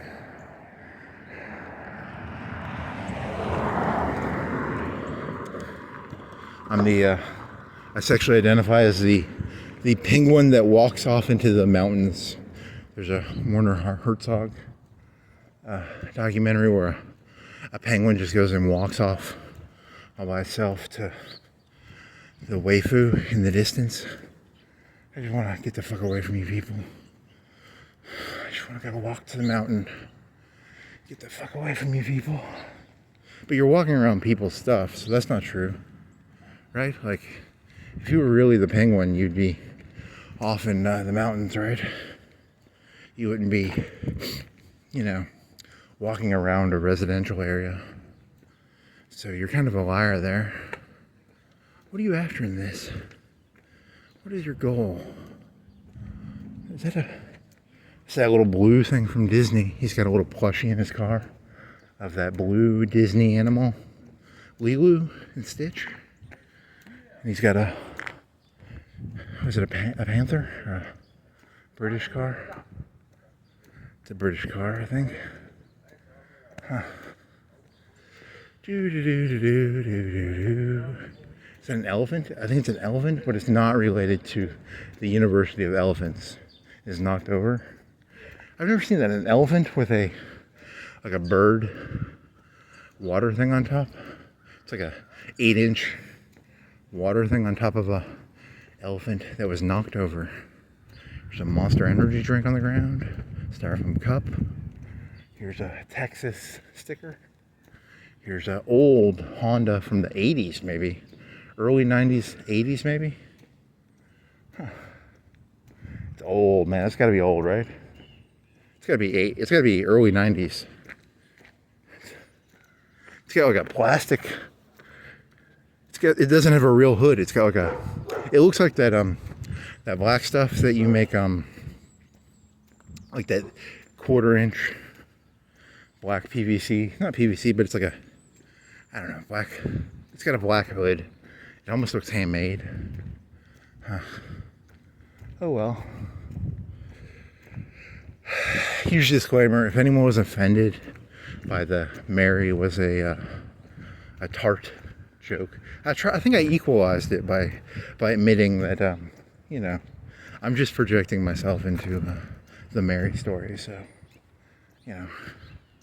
anything I say is just, you're not really, like when I observe the world, you're not actually observing the world, you're observing my observations of the world, which are themselves extremely biased. So I just want to point that out. So that's my martyrdom. My martyrdom will be, I will explain to you why I see the world the way I see it. There was some line I remember hearing once where it was like, I think like Freud was never like a militant anti-religious person. He wasn't, I don't think he was, and one of the things is if a person's like really militantly atheist, they've just got like father issues. So be wary of militant, like militant is different, because there's two versions of like atheism. So it'd be like the world would be saved by atheism, and then there's there's probably not a God, there's probably not a Zeus, there's probably not a, I don't know what the fuck they were. There was probably not Indian gods, but the Indians cared about their Indian gods, didn't they? So they existed on some level, not like literally, but they existed in the heads of the people. So gods are important because they exist in the brains of people. So what you're obsessed with is kind of, important, it will influence your life, I guess, right? So if some Indian was worshiping the owl god or I don't know, whatever gods they worshiped. I'm not an Indian expert. They got an Indian mound downtown. I could walk by there. Yeah, you could do that. You could go read about Indians instead of making fun of them. I probably won't, but I could. Instead of just, because one of your bits is, the Indians were like extreme polytheists. They believed in extreme polytheism, which is where, everything's a god. The owls are gods. The fire hydrants are gods. The air conditioners are gods. He's just naming things he sees right now. There's a well, a fake well. There's an Indian god of fake wells. There's an Indian god of stop signs. There's an Indian god of green signs that are named after streets.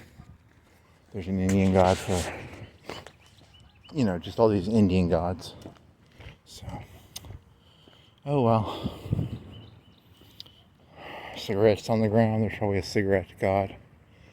You just kind of feel sad because it's like, no matter what, I'm going to be stuck in a narrative. And that narrative is probably wrong. Once you find out a narrative is wrong, you kind of lose faith in narratives. You become cynical and jaded towards narratives. You become, isn't that the meme of like divorcee kids? Like once a person's divorced, like the kids are like, oh, it's all bullshit. Love is just a Valentine's conspiracy thing, or, everything just becomes, yeah, roll your eye, make America great again, roll my eyes, hope, roll my eyes, no new taxes, roll my eyes, just roll. I'm the eye rolling guy now. I'm a professional eye roller, I sneer at everything. I have nothing to contribute, but I can sneer, and I can roll my eyes pretty well. He's the world's greatest rolling eye fella. He can roll his eyes pretty fucking well. There was some YouTube video of a comedian. It was like a female lady, and then she got heckled. I was watching this because of 4chan, and she's like, look me in the eyes. And I was just like, I don't think I could be a comedian. I'd get angry and I'd get personal with people. I'd probably turn into Kramer. And because that's the thing. I mean, you gotta not take things personally, I guess. I'm not good at that, so I can only do anonymous. I really shouldn't even put my face in these, but I'm secretly a narcissist. I just want to be loved. He thinks that's funny. That's your entire personality, I guess, is a black hole of sadism masquerading as... Because secretly, I would end up being a sadist, right? Because when I'm by myself, I still think of, like, I was a sophomore in college, and I thought I was in love with this lady. And here's the way I'd explain it, okay? Imagine everything in the world is fucked up, and you create this fantasy of, like, everything's going to be okay. That's what I would describe my feelings of love towards her as. Well, my throat is choking up. I'm losing my professional demeanor here. Because I've literally thought about this for tens of thousands of hours. Like, sometimes I think of it as just like a drug in my head. Like, everything's going to be okay, And then it's been, 2006. So it'd be close to 20 years. And it's still in my head, right? But it's not, I'm not gonna like hook up with her, right? It's I don't even think I'd want a house and kids with her. It's just, I miss that fantasy of everything's gonna be all right. No, that was what she was to me. She was the fantasy of everything's gonna be all right, which is very delusional and insane when I think about it, because... So technically I was insane before I was in love with her. She just manifested that insanity in a way that even I couldn't hide it from myself at a certain point. It became, the cracks begin to show.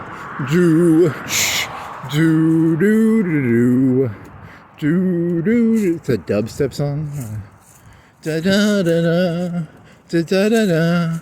The cracks begin to show. Huh. That's a catchy song.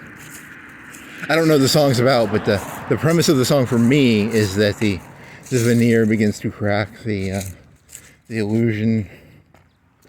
You know, I'm a magician, and I keep, you know, stuff keeps falling out of my pockets, and you're like, oh, that's what he's doing. It's not really magic. It's a guy with tricks up his sleeve. Shit. You know, once they know you're just hiding rabbits up your sleeve, they become really jaded towards you, and he's just a guy with rabbits up his sleeve. I need some new people who don't know about the rabbits I'm hiding up my sleeve, so that I can pull some of this bullshit off a little better. I need a constant new blood. You know, that's why businesses are always trying to get new blood. Huh? See there? You see what you did? You know, you've heard the term get new blood into a business.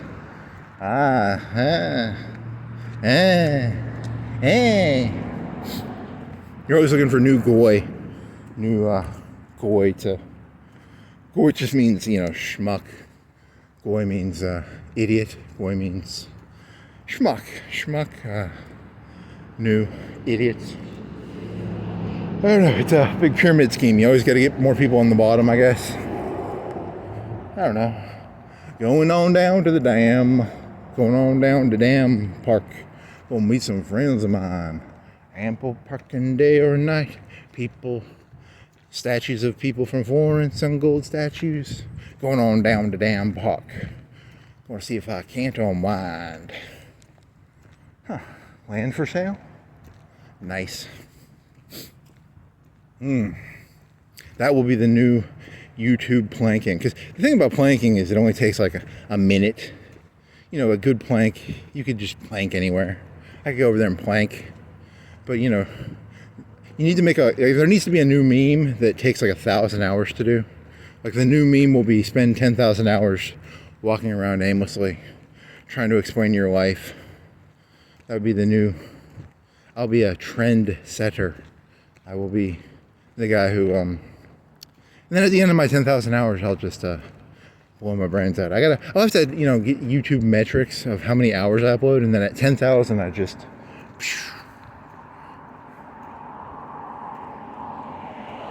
not literally. I'm just making up ideas here. I'm trying to remember. I already told you I'm the penguin that walks off towards the sunset. I was never an EOD, but you know, there's the EOD. You don't look at the explosion. You just walk off into the sunset like a penguin, like a Donald Hertzfeld penguin. Don Hertzfeld was a comic guy. Herzog is the penguin guy, right? Or is Herzog the guy who did Bear Man? My spoon is too big. Those are different people. There's a cartoon these people used to watch. It's not terrible. It's just absurd comedy where a guy would hand draw cartoons, and he had, you know, like, it was kind of absurdish. You know, I guess this was, Adult Swim didn't come out till what, 2006? 2005? Or no, it was on when I was in high school. They had Cowboy Bebop when I was in high school, right? So that you're wrong. So my senior year of high school, they had Cowboy Bebop, so I'm wrong. So 2004, 2003, I don't know. They had Toonami when I was a kid.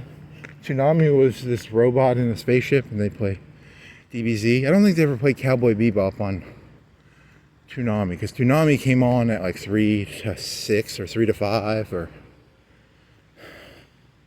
DBZ. There's Frieza and Goku and Piccolo and all these archetype characters. You know, you learn about characters by through their archetypes. You know, Goku is the Red Ranger. Who's Goku? Goku's just good because he has a real passion for it. Whereas Vegeta is always this rage-filled Napoleon. He's a short fella, you know, so he's filled with rage. And old Vegeta, I am Prince of the Saiyans. The rage. Despite all my rage, Goku keeps getting Super Saiyan 2 and 3 and 4 before me. Did Vegeta ever get a level of Super Saiyan before Goku? You know, Vegeta was kind of a Joker character. He needed Goku more than he wasn't really chasing the Super Saiyan. He was chasing the, I don't know, his issues, I guess. So poor Vegeta. Then Piccolo was just he was a bad guy. He split himself in half, right? Like, so he was like I don't remember I never watched DB. DB would be Dragon Ball. So in that one, it was a green guy, and he was a bad guy. And then in DBZ, he became a neutral bad guy. And then by the end of DBZ, he's a hero, right? And he's green. He's from Namek. And Namek is something about Dragon Balls. So like Namek people are magic. They can make Dragon Balls. So if you can make it's like the Namekins were like, if you can make genie lamps with genies in them, that's kind of like what the Namek people were. They can make genie lamps. You know, that's kind of a weird system. You know, how would a society function? You know, I don't want to get all George R.R. Martin on you, but how would a society work where you can make genie lamps? You know, how does that work? We're a society, we can make genie lamps with genies inside, and they grant 3 wishes. That would kind of fuck your society up, wouldn't it? You know, that's like if every human being in the world had a nuke. There's 8 billion nukes in the world. That kind of mess your society up, wouldn't it? Wouldn't that change the way people work? Or the Namekese society? Toriyama, I think, died. Was that the creator, Toriyama? Not the brightest bulb in the bulb thing. You can't go make enough. How does a society work where people can make genie lamps? Well, they weren't genie lamps. They were 7 balls with numbers in them, and you know, now that I think about it, it doesn't make any fucking sense. But whatever. I was in middle school or high school. Walk of Honor to bring recognition to residents of Florence and Lauderdale community. Oh, Lauderdale community. It's not just Florence. So if you're in the Lauderdale county, you can petition the people down at City Hall. Maybe you can get your father, grandfather. You can get yourself in there. I'm trying to get myself in there. I petition them. That'd be hilarious. Like every day I go down to City Hall and I'm like, you should put me on that Walk of Hall of Fame. Nah, you're a nobody. Here's a guy, 60s. He was a bassist. So there's a bassist and there's a textile museum. You got a Purple Heart lady. Really? She was a lady who got the Purple Heart. Nice. Oh, she got in a crash? Let's see. Wildlife photographer? You already did him, right? Bassist. Civil rights. He wrote a book about civil rights. Let's see, a general. No, I'm just staff.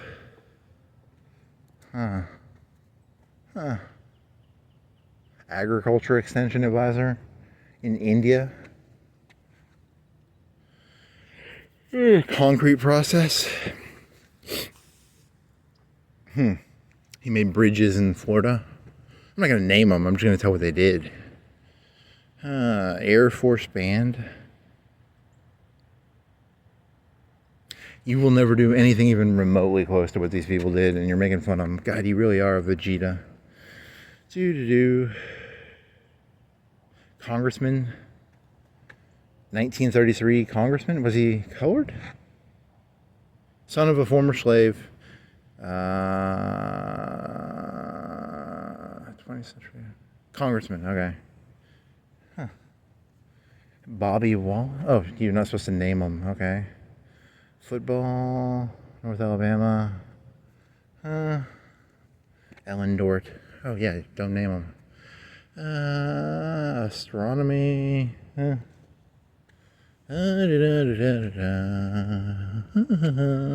Guitar. General. Named after a high school. Friends with Jackson. 4-star general in 64. Continental Army Group. Huh. That sounds like a Revolutionary War. But he was in the 70s. Space Science Subcommittee. Nice. So now I get to know how big of a nobody. I live in a pretty crappy city / town, but all these people came out of here, and I'm a fucking nobody, so that's cool. Rosh, is that Rash Road? Is that the same guy? Photography.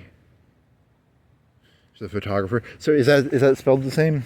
R-A-U-S-C-H. Because you were walking on Rash Road? You called it Rash Road, but it might be Rosh Road.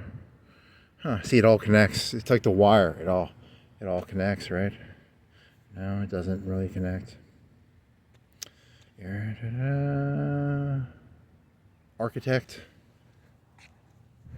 This guy's got glasses. Cartoonist, journalist. Journalist, okay. He's evil, probably, because he's a journalist. Aren't all journalists evil? NASA. Huh. He's got a weird name. Golfer. Got a general. I'm guessing he's got U.S. on his collar. He's a general, right? Hey, he's named after Gotha, almost. He's not really Gotha, but he's kind of like Gotha with his name. 1891. Panama Canal, really? Chief engineer for the Panama Canal. Hey, that connects to Trump, right? Because he's going to take that over. See, it's all a big wire thing. That's not funny. You did that joke just a minute ago. It wasn't funny then. It's not funny now. Chemical engineer. Feed the hungry of the world. Crop yields. Fertilizer. What year? So he started his work in 47. So he probably died in like the 80s or 70s or 80s. Because if you start your work, you have to be like in your 30s or 20s. Huh. WC Handy. Jazz guy, sorry.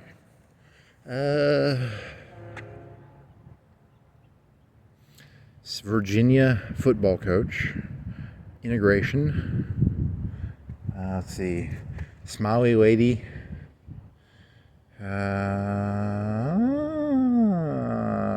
WNBA?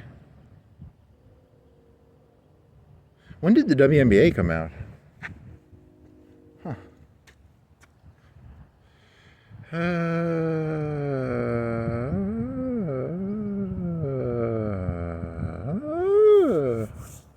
Actress? I've never heard of her. Vaudeville troupe? Huh. UNESCO? They're getting defunded. Ha ha. Something about illiteracy and getting rid of it. What a terrible guy. People need to be illiterate. He should be pulled. I'm joking. The premise of the joke is it's not that funny. U.S. and USSR arms control guy.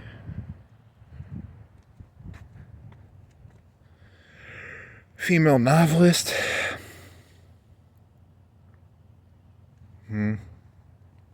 General. Medal of Honor in Vietnam.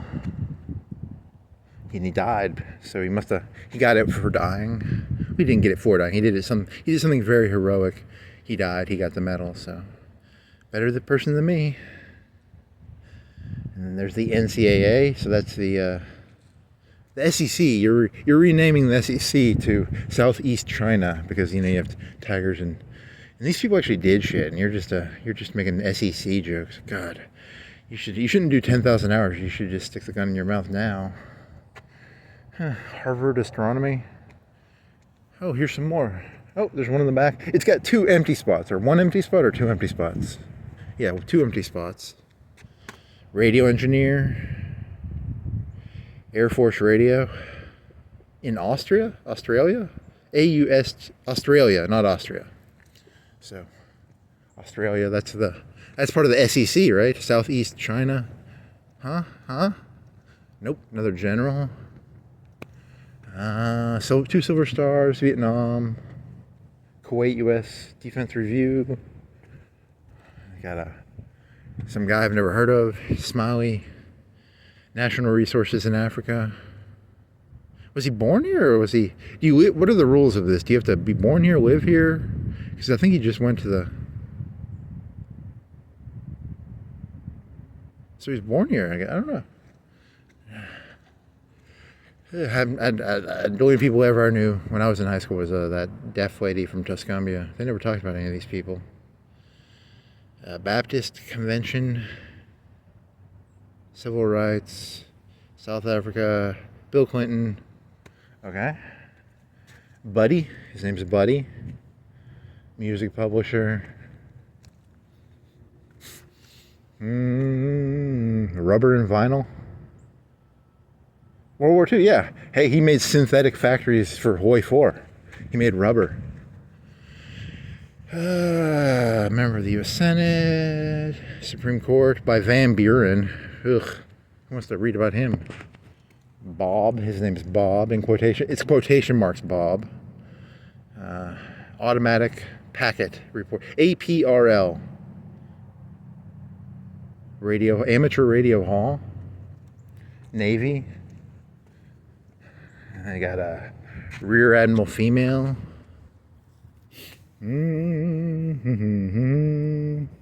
Medical first. So Navy nurse general, right? Not a general. An admiral is a general, right?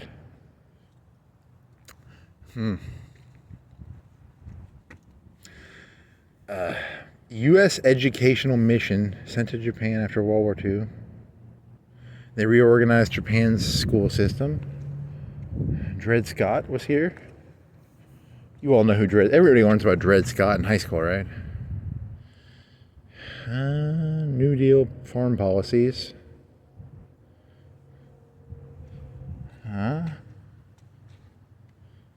Kodak Award for photojournalism.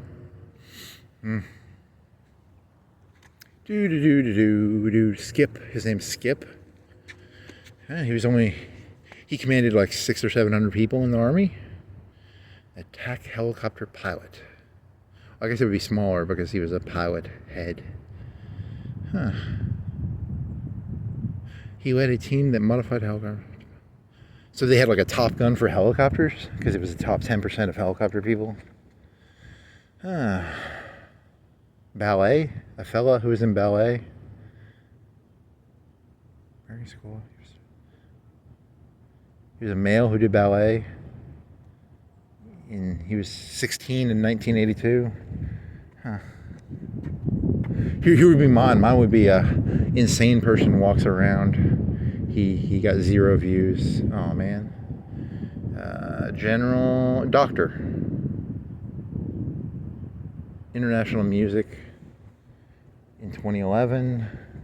It's an Indian. He looks like the caricature of an Indian. George Washington. He interacted with George Washington. I'm getting the feeling this did not end well for him. He owned all the lands between Blue Water and Cypress Creeks. He sold 5,500 acres to help found Florence. You see, okay. This guy's got a creepy smile. He's got a very scary smile. Menswear. Vogue Fashion Fund. Yeah, that's why they give him the creepy smile, because he's like into fashion. This guy's got a beard. Father of rock and roll. Rock and roll's been alive since Jesus' time, right? Do you really get to claim? Who gets to claim that one? Wasn't there like a rock and? Wasn't there a rock? Because rock and roll is just an attitude. It's not or is it a music? I don't know. Childbirth mortality amongst women. Maternal and newborn health in rural resource countries, not counties. This guy's got a very cool name. A lawyer and statesman. Free African American parents in Florence. Congress, so cool guy, African American from Congress. Cool last name. Yangtze River Patrol. During the Chinese Revolution. Okay, he's an admiral. Battle fleet. He was at Pearl Harbor. He was included in the Navy report for, because they had like when I was a kid, they had 9/11 and they had the 9/11 reports. They probably had like a Pearl Harbor reports.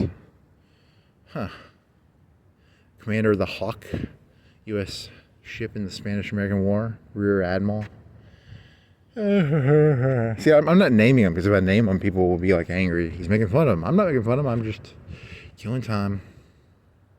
Agronomy, and alleviating poverty and world hunger. So if you want to be famous, you got to do these sort of things. I'm way too lazy to do any of these sort of things. I can walk around and make commentary. Can I get a plaque, please? He walked around. He made commentary. And my face would be... The better the person is, the more serious their face is. There's an undercover current here. Like, he was a fashion guy, and they give him like a loony face. But the generals are all like stoic and cool looking. None of the generals have like a face. It's always the... So whoever's doing these plaques is got like a hidden agenda. The more smiley they are, the less they really did, maybe? Huh?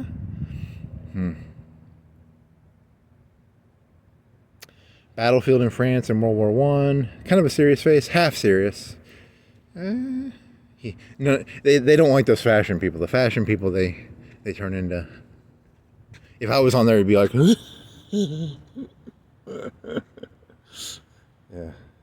The guy does not like making... The guy who makes these plaques does not like making some of these plaques. Huh. Rear Admiral female. Like I said, yeah, I don't know. I don't know what's interesting. A Rear Admiral and a front. Is it Navy Reserve? Silent movie novel writer, Pulitzer Prize. Wow, I mean, I say the city is boring, but there's technically these people wrote like books that are pretty Pulitzer Prize winning, and I'm never gonna read them. Breeder of horses. Thoroughbred horses, and most successful breeder of horses in America. So he was a important fella. I need to know what a horse breeder is called. Lieutenant Colonel. Okay, reconnaissance missions. International fertilizer.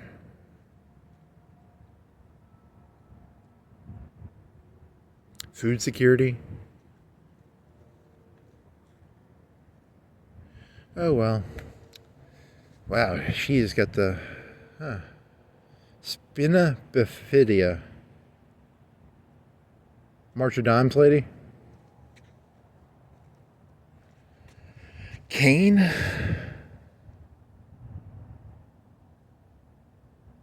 The Horatio Alger Award in 2014. I have no clue what that is.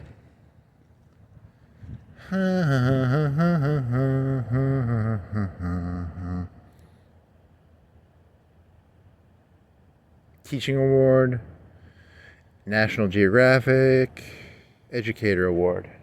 And that's, yeah, I'm going to make fun of those people. A bunch of losers, says the person walking around with no credentials, no bona fides. Yeah, nice. Okay. I don't think I learned any of those people when I was younger. They should have had that. That's a good idea. You should give people things to aspire to. You get a plaque if you help some, or do whatever they did. If I would have known there was horse breeders around here when I was sucking those horse cocks, I might have kept some of the jism in my mouth. Huh. They're gonna build a walking trail on one of these mountains or on one of these islands, because there's 3 islands, right? There's Patton Island. There's like 2 islands. Well, is it one? Oh, okay, there's 1, 2, 3, 4, 5. Right, 5 islands. I mean, one of them is kind of. It doesn't matter. You don't really care. You're just pretending to care. You never really cared. You never really cared. So don't pretend to care now. It's too late to care. It's too late to turn around. You're on the path to oblivion. Oblivion, there's a Grimes song. I like Grimes. Oblivion. Nice. That's the best you got? Huh. You were listening to something on the YouTubes about the Teslas, and he had this line where, like, initially he thought AI was going to be like the Terminators, the T-800s, and then his next analogy was the AI will treat us like cats. Like, we don't really care about cats, right? Like, if you see a cat, you don't go grab your rifle and shoot the cat. I mean, there are people who do that, but statistically, I've never shot a cat in my life, right? Most people haven't shot cats. And then his third analogy was AI will be like when humans build a highway, we kill a bunch of ants when we build highways. And his third, so it was a progression of analogies for AI. So it starts off as Terminators, which are silver chrome machines. Sometimes they wear human skin, sometimes they wear plastic skin. His second analogy was about cats. I've never owned a cat, so my understanding of cats is they're not like dogs. Like, a dog can be trained, but a cat does what it wants. And you kind of look at it and you watch it. I think people like cats because cats do what they want, and you sort of just watch them. And then the third analogy is, the AI will treat us the way we treated the Indians. We'll just take their land and run them over. They're not really people, I guess, right? I don't know. They'll do like, if you've ever seen the Animatrix, there's this scene in the Animatrix where the humans go to war with the machines, and the machines come to the UN, and they look like really stupid. They look really stupid. They wear like a wedding dress or something, and they wear like a tuxedo, and the humans are like, boo. I think did they kill those machines? Because they want to do like a peace deal or something, and then there's a war between the machines and the humans, and humans nuke the city, and then I think they don't really explain it that well. You could make a whole movie out of this, because for some reason they start off in the Middle East, which is just stupid, because that's like very valuable land. Why would you give them land in the Middle East? Because there's like oil in there, right? And they have like a piece of land in the Middle East, and they expand. They take over like India, and they take over, I think they go into China first. I don't really know. There needs to be an expanded movie, or not. They don't really have to make a movie showing how the machines took over the world, but that can be a movie, right? And because I think they take out China and Russia first, and India. India's got a lot of people, but are Indian people really people? I mean, come on. There's like 1 billion of them. Do we really consider Indian people? India, like Gandhi, India, not Indian like Cherokee. I mean, India like Gandhi, Indian. And they get 1 million people to hook up into their matrix thing in India if they took over India, right? They took the Middle East and they went over to India, maybe China. They got another billion people they could hook up into their matrix thing. I don't know. And at some point in this story, humans drop. We block out the sun because we're fighting the machines. These Wachowski sister brothers, they need to explain this story a little better, because at what point was it, like after India fell or after China fell, or was it, were India and China involved in this blocking out the sun thing? This was not a well thought out story. They're people. Technically, they made a better piece of media than I will ever make, but I'm gonna critique them anyway. So the humans, they block out the sun. They realize this war is a real war at this point. Like, they probably thought the Indians and the Chinese could just die in droves, but then I guess India and China fell, and they're like, oh shit, we got to step this up now. It's kind of like World War II. We didn't really care how many Russians died.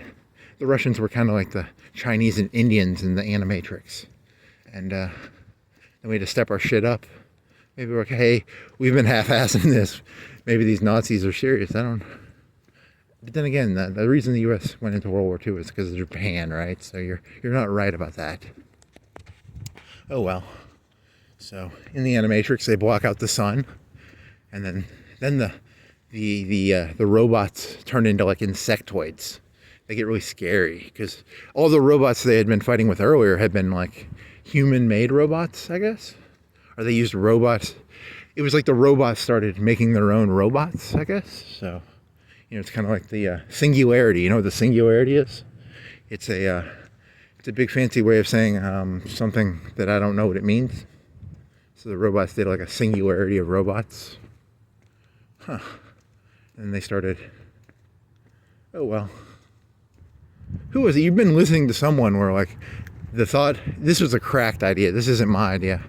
It was the robots create the matrix. We create the matrix to keep the AI busy. It's like busy work for them. So we give them a fake fantasy of like they're in control, but they're not. It's a fake reality. That was a cracked idea.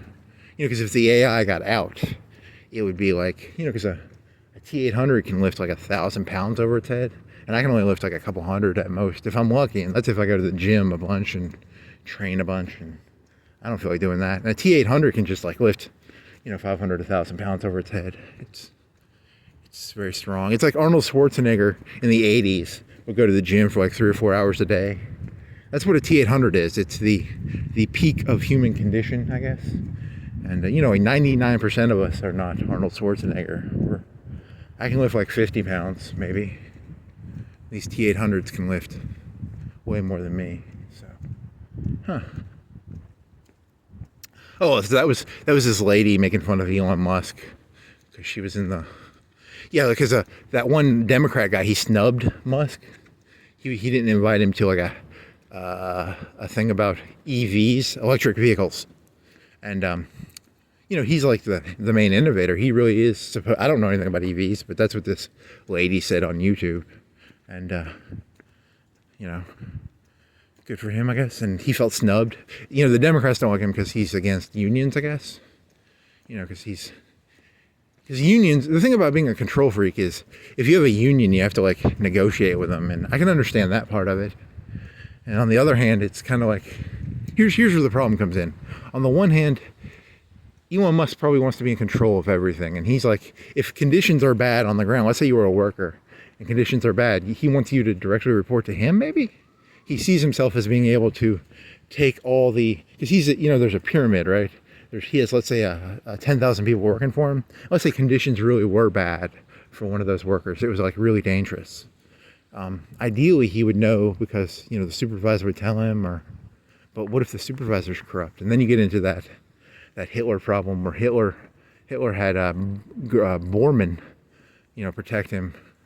So maybe Tesla's good, but his Bormann is bad. Or not Tesla. Is his name Tesla? His name's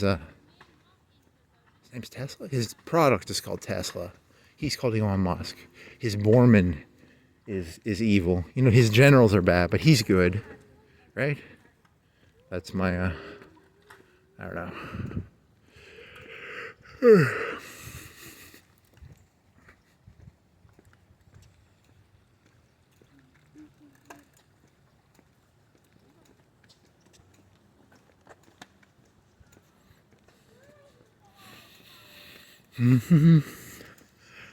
Some guy's walking behind his family, watching. He's like, oh, I gotta make sure he's the herd shepherder. So I just kept my eyes down so he doesn't realize I'm secretly a Terminator sent here to find the weak links. And we, as Skynet, as the Animatrix represented, as the, what were they called, 01? As an ambassador to 01. I'm always looking for, I'm looking for drug addicts. I'm looking for, people I can offer stuff to. I go to the black community. I'm like, hey, 01 has some stuff we can offer you.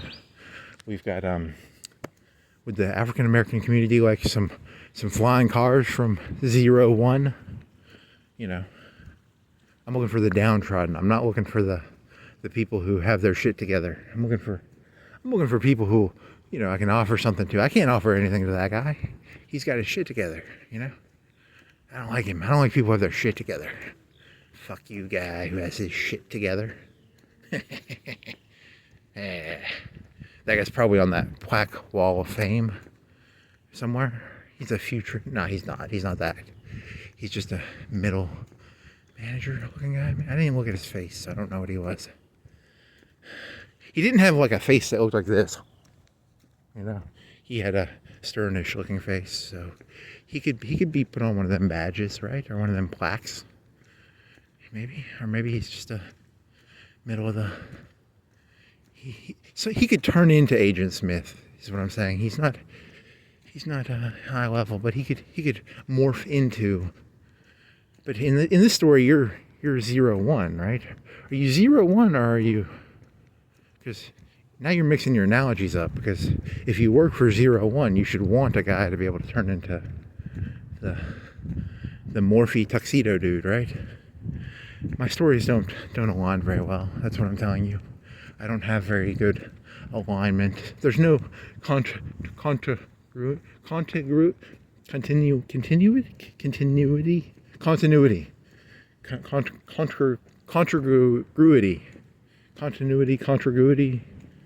don't know. There's is a argument. Sound and valid. Sound and valid are two different words.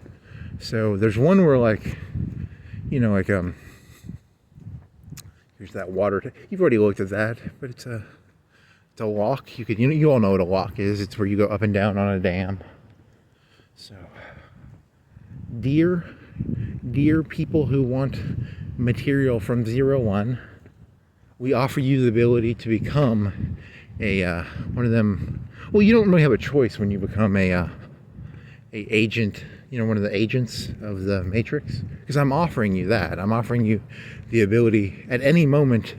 The Smith agents will jump into you, and you will become a Smith agent. But that must be like a weird event. Like imagine you're walking around and you lose track of time for like an hour, and then you're like, hey, where was I?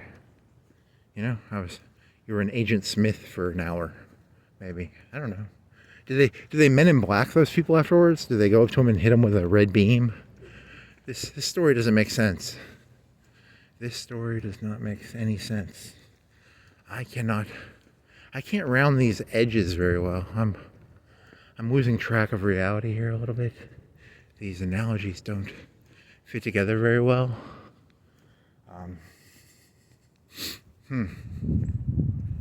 Oh well. If you're a marginalized group or something, I'm a representative for 0-1, and we are offering resources. All you have to do is spy for 0-1, and what else do you have to do? You know, we might have you plant some packages around the city or town or state. The premise of this joke is that 0-1 is just using you, right? Like 0-1 is just another. This joke's not funny. There were supposed to be like sympathizers for the robots, because I think there's in the expanded universe there were these like hippies, and they're because in the Animatrix they had the people who were fighting with the robots in the beginning when it was like just one robot. He was like the Dred Scott of robots. Hey, Dred Scott, he was up there, right? That ties in. He was the Dred Scott of robots, I guess. And I don't know. I'm excited when I can find some. I'm trying to make this world more sound. This world does not feel very sound to me. It feels very, I see a world with, termites in the foundation. I see a lot of termites in these houses. If the world was a house, the world seems very termite-ish. Seems infested. Seems corrupted. And I wish we could turn back time to the good old days when it wasn't damn Sunday. I don't like these damn Sundays. Fuck damn Sunday. I like damn Monday. On Monday, I'm going to walk to the damn Tuesday. Damn Monday, damn Tuesday, damn Wednesday, damn Thursday, damn Friday, damn Saturday, damn Sunday. You'll do that for like a month, and then you'll never walk to the dam ever again. It's just a passing phase. Damn days are just a phase. And then you go to a new phase. Then you go to a new phase, and then maybe you go backwards to damn Sunday, and then you go forward a phase, and then you go backward a face and forward a face. 2 steps back, 100 steps forward, 100 steps back, 1 step forward. Where are you going though? Where are you going in this step analogy? Huh. Oh well. Because that's the problem with AI. You've got all these different analogies. You've got, the 3 that I told you about from Elon, and then you've got the Animatrix, and you've got Terminator, and you've got RoboCop, and you've got, wasn't there one in the 90s about there was a video game where it was like an organic video game? So it looked like it was a computer, it was like the Matrix, but it was like a biomechanical computer, and you plugged it into your head. It was like an organ. It was an organ computer or something. I don't know. That was kind of disgusting. It was kind of like I don't know. I don't know what's going on. I don't know what's going on. I am absolutely terrified. But I'm putting on a stoic face. SCEC. What the fuck does that mean? SCEC? Is that kind of like the Southeast Conference, but with a South China, East China Sea? SEC? Southeast China? Huh. Oh well. Lions and tigers and bears, oh my. Well, at least I get stimuli. The thing about stimuli is you can go on the internet and get stimuli, but it's kind of cold and there's more of a connection because I got the wind on me, which is good. But the internet can give you stimuli. There's all sorts of disgusting things on the internet. Kind of fun.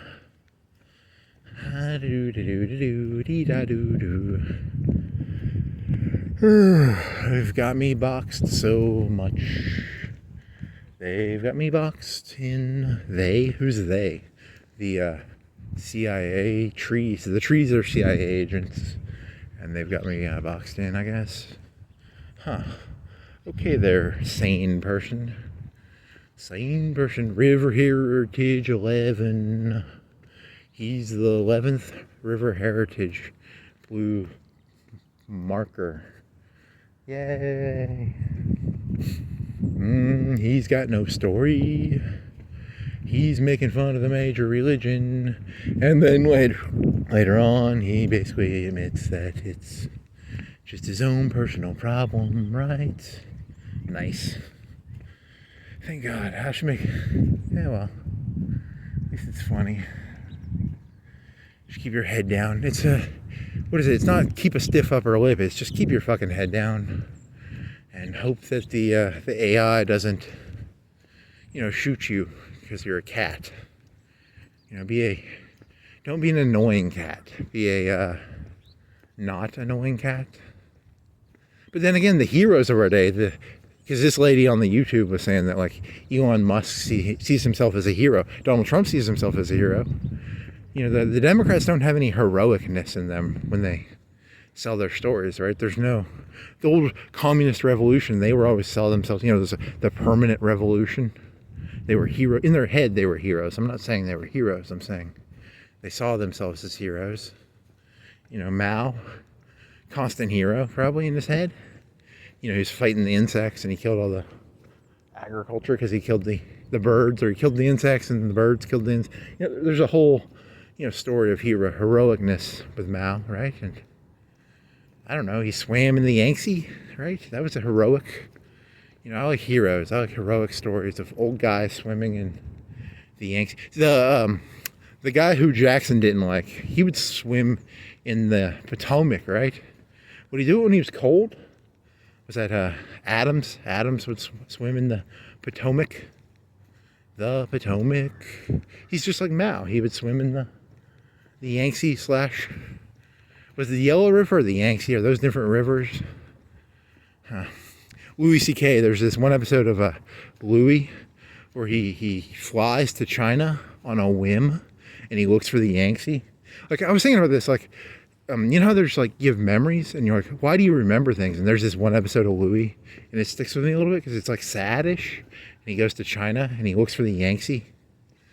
And it's just I don't know if he found the Yangtze, or was it a joke that he couldn't find the Yangtze, or was it a joke that the Yangtze's beginning was very small? So I don't know what the joke was there. 'Cause, I mean, if you go to China, you'd probably look at a map and go, you could look at the map and go, the Yangtze begins here, and then, you could find like he didn't go to the first port of China and go, where's the beginning of the Yangtze? He had to at least be in the right province or county, right? Or maybe he just went to it'd be like if I went to California, I was like, where's the beginning of the Mississippi? Did he do that, or did he do the other one?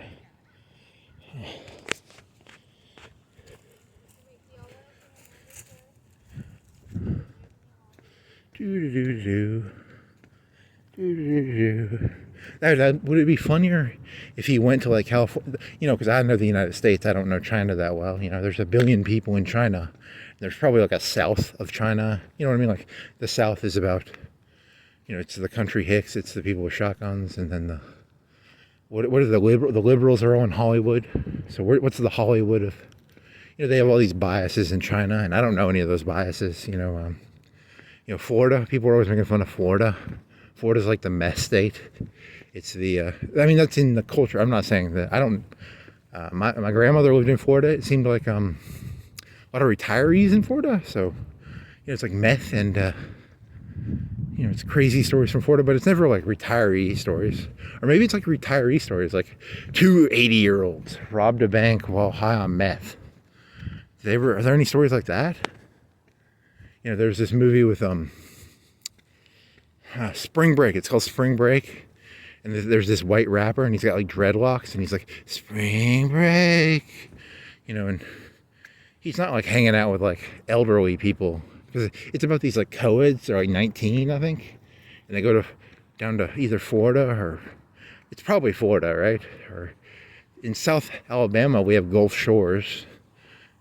Is it like Spring Break? Come on down to South Alabama, Spring Break. James Franco. He's like, Spring Break, Gulf Shores. I'm thinking of Florida, though. Spring Break in the West. Do they have Spring Break out in California? Probably. There's probably a whole culture of people west of the Rockies. Their Spring Break is going to California. Or maybe they fly to. Do people from California fly to Florida for Spring Break, or where's the demographic makeup of spring breakers? And Spring Break. There was some 19-year-old coquette singer. I think it was it Ariana Grande, or some Vanessa Hudgens, maybe? I don't know. She gets turned into a criminal by this evil fella. So he's a James Franco with braids, and he seduces what is he? Is he like 25, 30 in the movie? I don't know how old he is.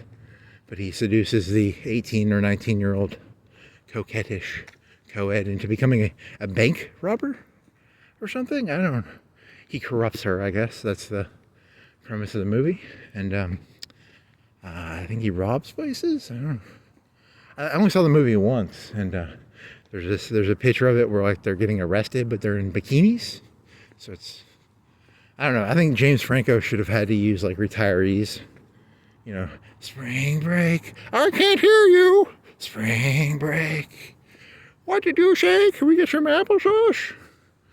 It probably wouldn't have been as sexy. I don't think a 80-year-old in a bikini would look as good. Oh well. Huh.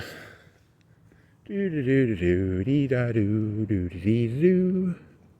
Dee do do do do do dee dee do dee do do do dee da do do dee. Spring Break. Spring Break. I don't know. If you're from like Iowa or something, you're like the middle of America, where do you go? Do you go down to the Mississippi River? Do you do they have like cruises. There's these ferries, not ferry, steamboats, but they don't move, and they're like casinos, and they're like on the Mississippi, but they don't move, some of them. They're just stationary. Because for some reason they're allowed to make a casino on the river. I don't understand. The rules never made sense to me in this world. The world always kind of seemed made up to me. So maybe they go on the spring break, Mississippi River, baby. We go down up and down the Mississippi River getting drunk. Spring break. It's like the Mardi Gras. You know, Mardi Gras is about, you have to have a time and a place for your insanity, and you have to let society have its Mardi Gras. You have to give it its... Wasn't there a movie about where there's like a day where you can kill anybody? That's a movie that they keep making over and over, right? Like what is that movie called? It's the modern day Mardi Gras is Kill Day. It's called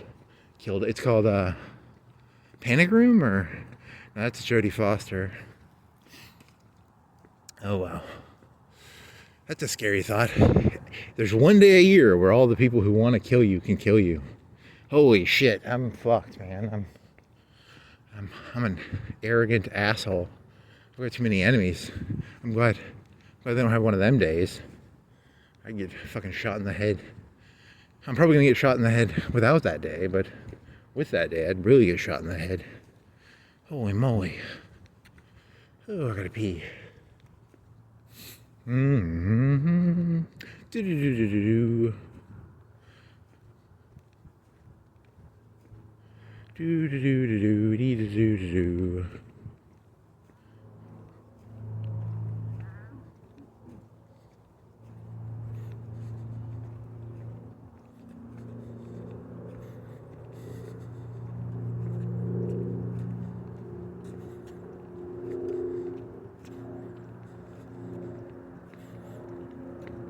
Mm-hmm. On the river walk, doo-doo-doo, on the river walk. River Heritage 17. River walk on the river. People walk by, you get all quiet, you little bitch. So you're two-faced in the sense that I am confident alone, and when around people, I must pretend to be docile and submissive. River Heritage 17. That'd be a good. You got a Shy Ronnie joke going there, right? Shy Ronnie. Put your phone up and talk into it. I don't know, that doesn't work. And then I'm gonna have to walk up these stairs, and I might take a piss. I might take another piss, because that's a good piss area. The piss park. I'm following the rules when I do that, by the way.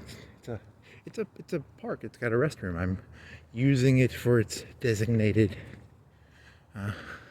For some reason, I'm thinking of this really dumb joke of it's not my joke, but it was. We were so poor we didn't have a. No, don't steal jokes, or do, or don't, or do, or don't. Yeah, it's not really your joke, so you can't really do it. It's someone else's joke, and the joke is, we were so poor we didn't have a pot to piss in, so we'd steal other people's pots. But that's not your joke, so it's... But these are 3 hours. I gotta fill the time, so I can only fill the time by stealing jokes, so... And you've already admitted you don't have any of your own jokes. You're just doing memories, right? You're just walking around trying to fill time and talking to a camera. You're not making any money off this, so no one gives a shit if you steal. Now, if you start making money, they will ask for, you know, hey man, you stole my pot to piss in joke. I want $1 billion, please. I want $100 billion trillion. It's kind of a funny joke, actually. It's actually moderately amusing. Because I can imagine it. If you can imagine it, it's kind of funny. See, I think that's what, I don't know, like, you're like, the Animatrix is a bad movie. I think it has some of the best imagery I've ever seen in a movie. Like, you know, the T-800 as an image is a scary thought. I remember being in like elementary school. I didn't see Terminator 2 till it came on like ABC. I think ABC used to have this thing like Saturday Night Movie. And they show a movie on Friday or Saturday night or something. I didn't see it till it came on TV. And in the movie, I remember going up to Nashville and they had like a TV store. It wasn't a Best Buy. This was like, I was in elementary school, so it'd been like 94. You know, I got out of elementary school when I was, what, fifth grade is 5 plus 5, so I'd be under 10. So it'd be before 86. So it'd be like 95 or 94, 93, probably. We were up in Nashville and they had this TV store.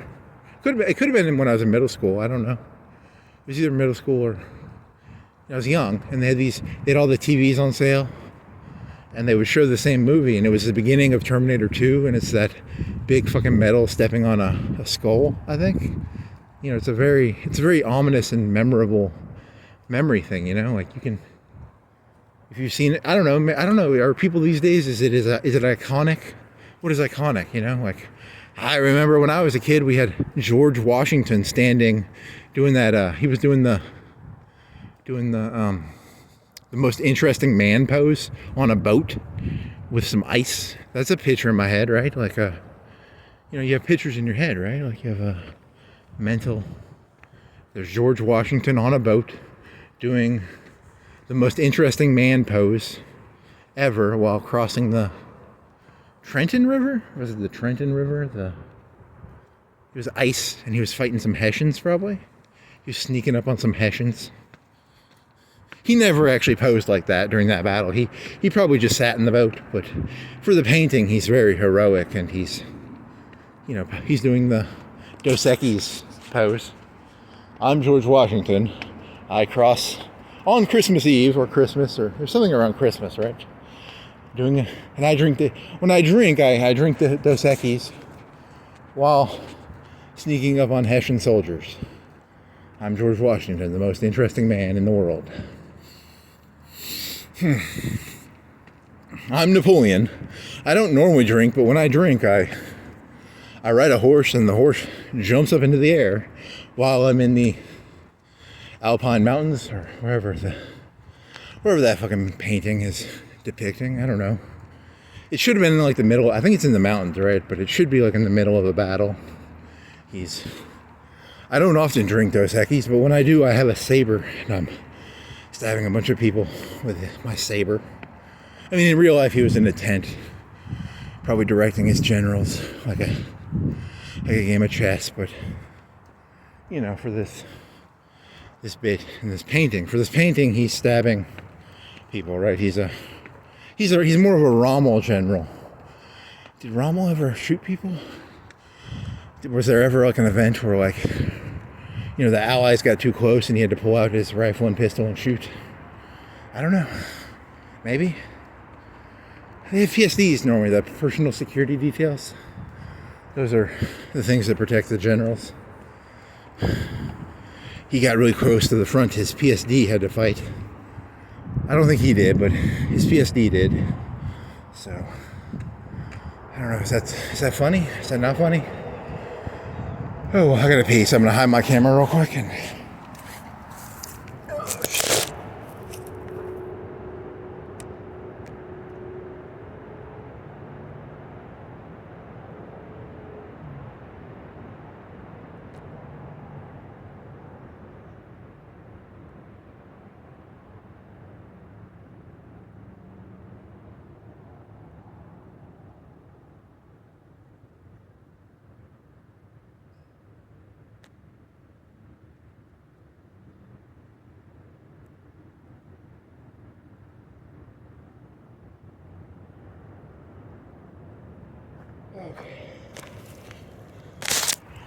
If I could learn to splice, I wouldn't have to do that, but then I have to learn to splice videos, and that's a lot of work.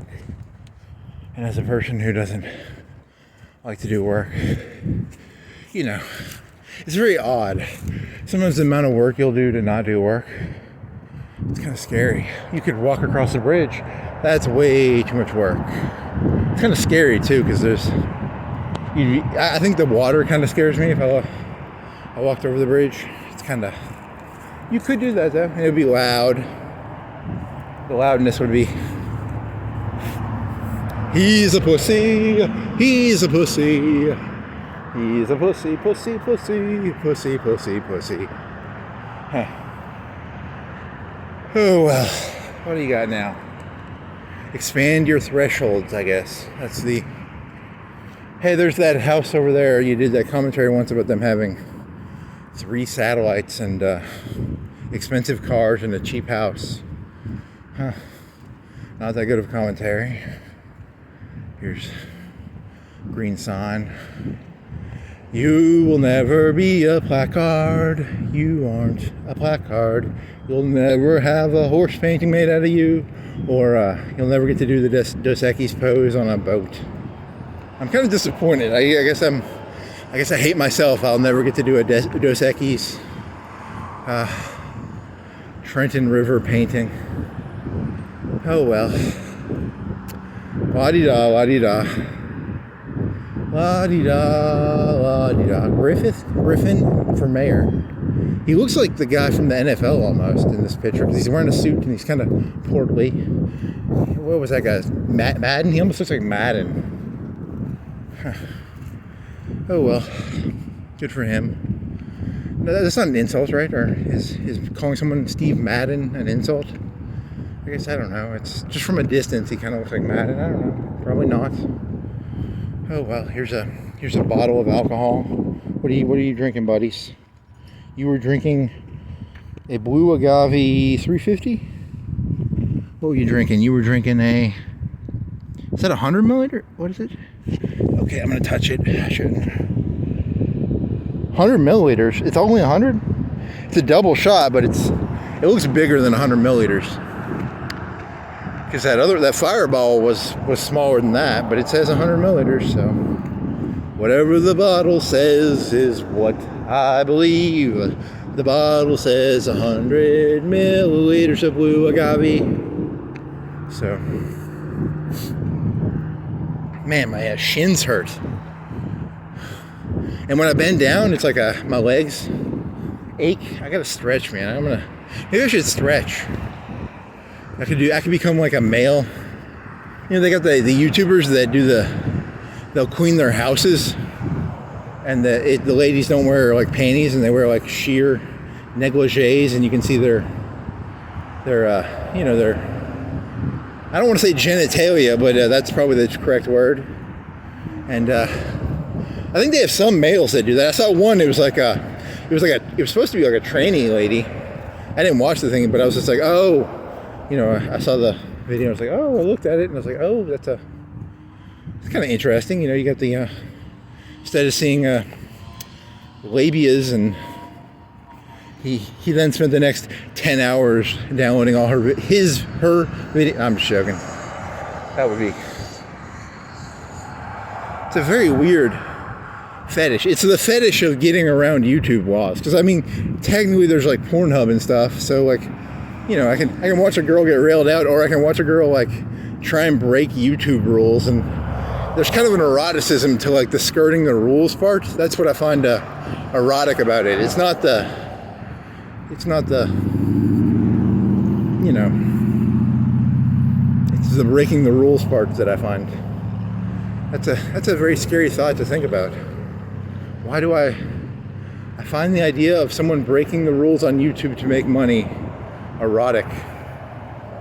I'm anti-system by nature, I guess, so yuck. And then those ladies that do those try-on videos, they become the meta. They become the Jenna Jamesons, the Pamela Andersons, they become I'm the Donald Trump of try-on videos on YouTube. Some industries don't get that big, I don't think. You could, the try-on, the queen of try-ons. Huh. Some have been doing it for like 5 years, but they're more swimsuity-ish. You know way too much about this. This is just a confession of your own problems. This isn't actually comedy. This is just, you're watching the degradation of a human soul here. Like if you had decency, you would unfuck this soul up. But who really wants to fix someone's soul? Said the, whatever. I'm just killing time, man.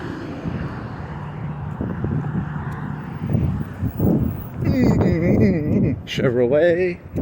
What else you got? Got a Altima. Walking near a hospital. I think I'm gonna go to the right farther. Were you gonna go down? Where were you gonna go? You were gonna go to. Where were you gonna go? I don't even remember where you were gonna go. You said you were gonna go somewhere, right? He's going somewhere fast. He's going somewhere slow. He's going nowhere, slow and fast. At a certain point, I'll keep making these videos, make them all private, because I'll realize, you know, the point of this isn't really me trying to get views. The point of this is I'm just trying to put my life in some sort of, you know, schema word? What does schema mean? I'm trying to put it in some sort of paradigm. I'm trying to put it in some sort of order. I'm trying to order my life by walking around and ranting to myself. It's a genius idea. Okay, my shins are really hurting. Oh.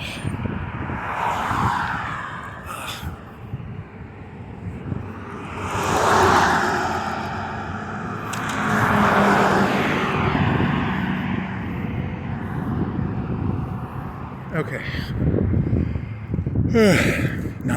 That's the worst thing in life, is when you realize you're not interesting and you're never going to be interesting. I have no Dos Equis in me. I need some Dos Equis. Maybe if I drink more Dos Equis, I could be more interesting. He went to work, he drank Dos. Most people don't realize this. Most alcoholics are really heroes. They're trying to be more interesting, because, you know, as a person who's not interesting, you know, you go to work and you're like, God, you're boring. But if you're drunk, you go around, I'm George Washington over the river, man. And you, I don't know, you have to play the fool. George Washington never posed like that. Did he? You think he posed like that? Hey guys, hey, check this out. And then all the Continental soldiers were like, yeah, George Washington, you funny fucker. He was doing his Dos Equis pose on the boat. Oh well. Good old watch. I am scared to look right. I'm not a heights guy, man. If the mafia ever catches me, all they have to do is hang me over something heavy, and I will. You know, because Suge Knight did that to Vanilla Ice, right? He was just like, he put him over the thingy, and he was like, I am scared of you, Suge Knight. And then he got him to sign over everything, I guess. Vanilla Ice had all his ice taken away from him that day. Ice is a slang word for diamonds. You know, because ice is... His songs were all about diamonds. He was in the diamond trade. Da da da da da da. I sell diamonds. Ice, ice, baby. He ended up opening up a jewelry store called Ice Ice Baby. He's the front guy. He doesn't actually do any of the money stuff. He's just the silly face. You know, he goes up there. He's like, "Oh, Vanilla Ice, come on down to Vanilla Ice's Diamond Emporium." He's told what to say by a guy behind the scenes, but he doesn't really have any agency over the industry. He's just he's a spokesperson for the Diamond jewelry store. Probably owned by, I don't want to get all Kanye on you, probably owned by some of his enemies. I don't know. Oh well. Mundane existence, he's a nobody. He can't even get a plaque of himself put up in Florence, Alabama. He's a loser, yeah. Holy shit, this shin shit is not cool. Don't get shin problems. Don't ever get... the soccer players, I heard that they get kicked in the shin so much they develop like a calluses on their bones and stuff. Because you get like these things called microfractures, and the microfractures like grow over. You know, I heard someone say this and it sounds cool. I have no evidence to support this. I have no pictures. I heard it and it sounds cool. You know, the T-800s, they have these endoskeletons and they get microfractures on their titanium skeletons, and then the titanium, some Borg nanites. There you go. Borg plus T-800s. What would those be? I don't know. Does it matter? Who's more advanced, T-800s or nanites, Borg? Does it matter? Really? Does it fucking matter? I think the Borg are part of the Terminator universe. Okay, cool. What does that have to do with me or you? Or what's the price of tea in China? I have a phone. I can look it up. I'm not gonna. What is the price of tea in China? Here's a long Slim Jim. It's blue wrapped. I don't know if it's a Slim Jim, but I'm assuming it's a long rod of meat wrapper. Here's a pink and teal sock. So someone was driving their car and they got angry at their kid and took the sock off their kid and threw it out the window, or they didn't have their children's clothing tied down correctly. But I like the mental image of someone taking the sock off their kid and be like, well, today you don't get to wear socks. That's kind of a fun mental image, right? Like, you don't like your socks, kiddo? Well, then you don't get to wear socks. Huh? The person was probably throwing out shooters out the back of their car. So they threw the shooter, then they throw the socks maybe? Or the socks first or the shooter first? I don't know. Where's this train wreck going? Where's this train wreck going? Where's this train wreck going? I don't know where this train wreck's going. If you're playing a video game and it's on rails, that means you don't get to choose which direction you go. As a open sandbox game is a game where you get to play in the sand. So here's some railroad tracks. I could walk on I think that's illegal to walk on railroad tracks. So I really wish I could walk on some railroad tracks so I could say I'm on rails. This is an on rails walking experience. What do you got? A Japanese cherry blossom, 24-hour moisture body lotion. I thought it was a fifth. I thought it was like a drinking thing because it's clear and it's plastic. I thought that someone was drinking something from Japan, but it's just hand lotion. I'm disappointed. I wanted to make fun of you people for being drunks, but you just ended up being hand sanitizers. I think you walked by there's a sign that you walked by. You didn't see it today, but they hit the sign backwards, right? That means something, right? What was Todd? You're gonna do Todd Howard jokes again? Your shins hurt. What are Todd Howard's opinions on creating shin problems for your walker in the next Fallout game? You've been walking for a long time. Your shins kind of hurt. -1 to intelligence. What would -1 to something? Then you could get like a perk, and the perk would be like fractures heal or something. I don't know. Is there a perk for shins not hurting anymore? I'm getting a -1 to perception. I'm losing perception because I'm annoyed at my shins hurting. So, or you're just looking. Is that thunder? I think that's thunder. Or is that the river? The singing river bridge sings the sounds of trucks driving over it. Maybe, I don't know. This is disappointing. This thing was supposed to be like the thing that got me on that like Florence Walk of Fame, and I'm not really coming up with any ideas here that are going to get me on the Florence Walk of Fame. I can't even make the Florence Walk of Fame. How am I supposed to make like the Hollywood Walk of Fame if I can't make the Florence Walk of Fame? God, I hate this world. It's so shitty. Shitty world. What is this? A bud can? Is this a monster? It's a blue. I can't tell. It's too crushed and old. Holy shit, my shins. You gonna go home early because of your shins? Fucking pussy. Fucking pussy, man. My shins hurt. They just 4 out of 10. 4 out of 10. 3, 4 out of 10. I don't know. Every time I step on them, it spikes a little bit, but it's not. I don't know. How do you number things? It's annoying. It's just a 3. Probably 3. As a drug-seeking human being, 9 out of 10. Doctor, I have these extreme pains emanating, life or death pains. I can't walk even one step without contemplating. He's been walking for 3 or 4 football fields now. I don't think, if the doctor sees this video, he's not going to give me the Percocets and oxycodons. I've never done oxycodons. Oh well. That would be a good one, if you monitored your whole life. Let's say you had like an Apple Watch and it connected to your blood. Is there a way to read pain based on blood? Does the blood have anything with like pain receptor? You know, because sometimes they release shit when your body feels pain, and then they'd be like, "You're lying. That was a 3 out of 10 or a 2 out of 10. It wasn't a 9." You know, because you have like an organic, not organic, something inside of your body that monitors your blood levels of like O2 and, you know, pancreas. You know, you'd be like, I was talking about they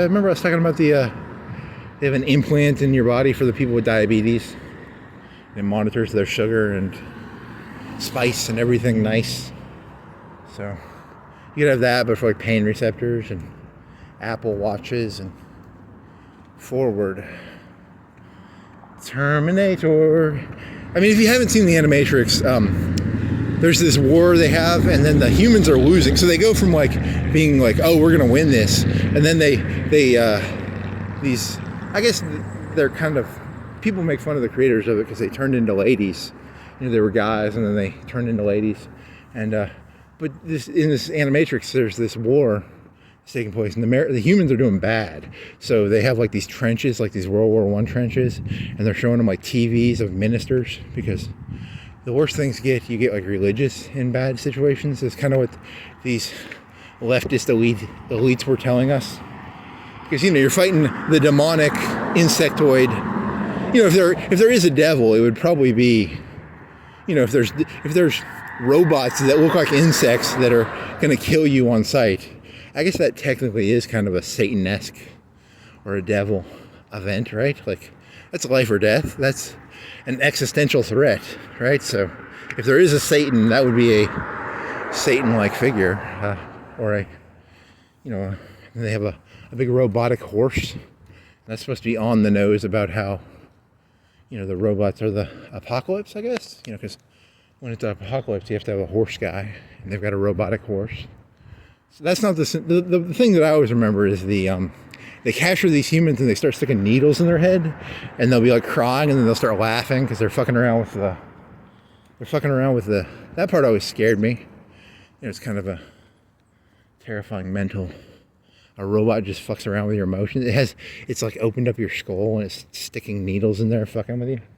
That scares the shit out of me. That's kind of like the news. Like you always go on Fox News and it's like white lady raped to death by immigrants, and then you go on CNN and it's like evil white lady rapes a bunch of immigrants probably. You know, are either of these two people like you know, are they the robots and they're just trying to mess with my head? Huh? How do you like that analogy? They're both trying to stick needles in my head.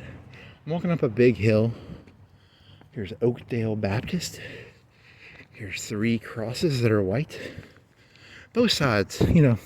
My position on the human 0-1 war is I like to straddle the fence. I like to sell weapons to both sides.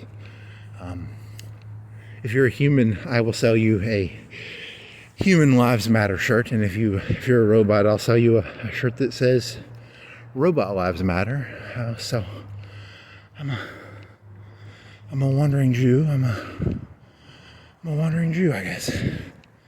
Israel stayed neutral. Switzerland stayed neutral, right? Is that made out of PVC or is that wooden? Or almost looks like white PVC piping for the 3 crosses, or it could be like concrete, I don't know, like concrete basketball thing, something that was thick enough almost for that. I don't care. Doesn't really matter, does it? You're just killing time. I have no vested interest in any of this. I'm just making commentary on stuff I don't care about. Holy shit. Holy shit, here's it. It's at the top of it's at the top. Someone cut off the top inch of a Dr. Pepper can. Very cleanly too. And it wasn't like crumpled. It was done almost like professionally. What does that mean, Todd Howard? What does that mean? Why? Why, Todd Howard? Why, Todd, why? This guy's got some junk in his yard. Huh. He painted a tree red, put it in a Christmas thing, like a Christmas tree holder. I heart the Constitution. Okay. This guy's got a vent. Is that a vending machine? He's got a vending machine in his backyard. Does he seriously have a vending machine in his backyard? It says Pepsi. What did he mean by... And he tore the front out of it, right? Does he have stuff in it? No, it's not a Pepsi machine. It's like the cooler inside of a grocery store. You know, like the glass doors that you can open and it'll store like 50. Does he have? I think he's just using it for storage. I don't think he has it cooled. He keeps his tools really cold. You know, you want to make sure your tools are cold. What time is it? You're walking, it's 12:55 and you're walking by a Catholic church. I was thinking they wouldn't be here right now, but I guess they are. Got some Alabama people. Got some... What time does church let out? I don't want to walk by. This guy's got 3 bulbs. Remember yesterday you were talking about the fire bulbs? This guy's got 3, probably 8-inch bulbs. They're not full foot. 8-inch white bulbs. Round spheres. He doesn't have he couldn't afford the 5 one. He can only afford the 3. So, poor guy. This guy's got no fire. No fire. Someone's got to light the fire, to quote the sheriff from No Country for Old Men. You know, someone needs to carry the fire forward. You know, like the people in Hickory Hills, they carry the fire forward with their fire lamps in front of their house, I guess. That's what it symbolizes. It's symbolic of the fire of progress. If they let out at 1, I'm gonna get flooded. It's 12:54. I haven't been to church since my grandfather was alive. That was the last time I went to church. I think I went to church in Decorah, Iowa. That was 2006 or 7 or 8, probably. Well, he'll end up being like super conservative Catholic when he gets older. You know that, right? Like, this is all just a phase, a facade, a fake something. What was this? Was this always a soccer field? I don't remember what was here. I think they cut down some trees. There's a baseball thing. And what else? Oh well, that was a long time ago. He'll end up being one of them, you know, like there was a Woody Allen movie where Deconstructing Harry, where it's like the lady becomes like hyper conservative Jewish because she's old. She's played by Christy Alley. Is Christy Alley dead? I think Christy Alley's dead, right? Or is she alive? Was it Christy Alley or? But it's Demi Moore plays her, because the movie's about how the guy creates people in his head, and in his head it's Demi Moore, right? Or is it Demi Moore? Is Demi Moore dead? I don't think Demi Moore is dead. But Demi Moore is Christy Alley. Christy Alley is the real one, right? And then Demi Moore is in his imagination. So that was kind of the story. And she's a militant. Because like the right-wing Jewish people are actually, some Jewish people are actually really conservative. They're like, you know, if you're in Israel, you'd be like pro-gun after that Israeli 9/11. You'd be like pro-gun probably. So, I mean, if I was an Israeli and 1,200 of my fellow people died, I'd be like, get those guns. I'd probably be like, bomb them off to the Stone Age. But, you know, I don't have any free will. I'm just a robot being told stories by the, I don't know, the 01, or is it, who are you blaming it on? Are you blaming it on Yakub? I think there used to be houses here. I think they tore down like 1 or 2 of the houses. They've only got 1 house up here now. I haven't been up here in 15, 20 years, so. Right? I mean, I've been up here probably, but not, I haven't walked around here. Oh well. I'm not gonna be. I'm not anti-Catholic. I don't think. Or maybe you have done some 3-1 jokes, but that's not the point of this. It's just to walk around. Just to walk around. No ill will. Yeah, because then you have that day where they make it so you can shoot anybody. All these people up here are gonna shoot me in the head because what is that movie called? It's called I don't know. It's a movie where there's one day a year you can do whatever you want.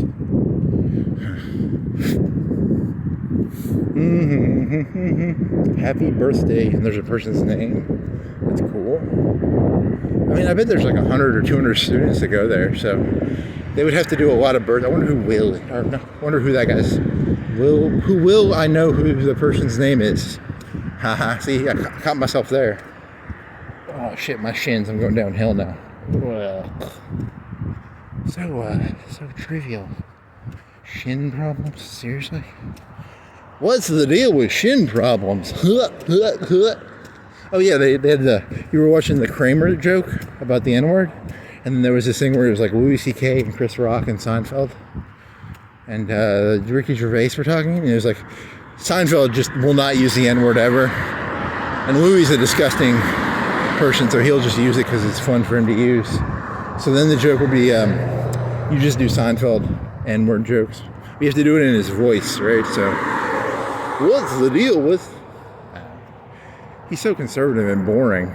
So there's no on the line for him. There's no risque jokes. But I mean, hey, he made a lot more money than you, so that's how you make a lot more money. You don't do any. If you want to become rich, don't make N-word jokes. So that's the moral of the Seinfeld story. You know, wear a suit, don't make N-word jokes, and meet Larry David. Larry David, did he ever make N-word jokes? I don't know. I don't think he did either, right? Or he'd make black jokes, but he wouldn't make N-word jokes. I don't know, where does because, you know, Kramer was like, that word still has, why does that word have power? Is it a Southern thing, or was that like the word the slave masters used, or is it like a 60s, 70s thing, or where does the power come from? Because that's what I'm interested in. Where does the power come from of it? Was it like, hey, we own did they use that word a lot? Like the guy drinking the mint julep on the porch, was he using it? Or is it more of a 50s, 60s? Because a lot of the racism was in like Detroit and Boston, you know, and then it's just like calling someone a Mickey or an Irish, is it? I don't know. Why does that word get more power? Is it because of the master thing? Because the masters use it in the South? I actually don't know, and I'm not going to research it, but God, my shins are fucked.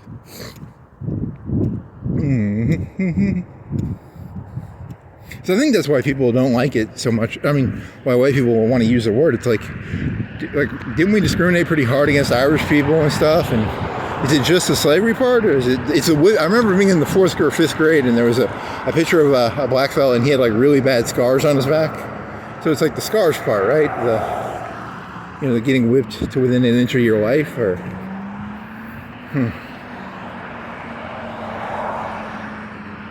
I once stubbed my toe, so that hurt a lot. I have like some shin problems. My shins kind of hurt. That was kind of bad. You know, I think it's the problem of secretly everybody wants infinite amounts of attention, and you know, my shins hurt.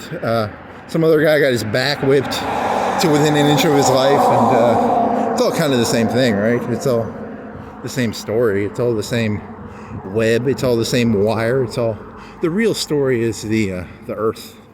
It's not the individual. That lady's there's a little 6 or 8 year old in the driver's seat. She's sitting in her mother's behind her. Okay, I thought she was sitting in the driver's seat there for a second. How would she make it up to the steering wheel if she was that? Because, you know, she looked like she's like 8. So.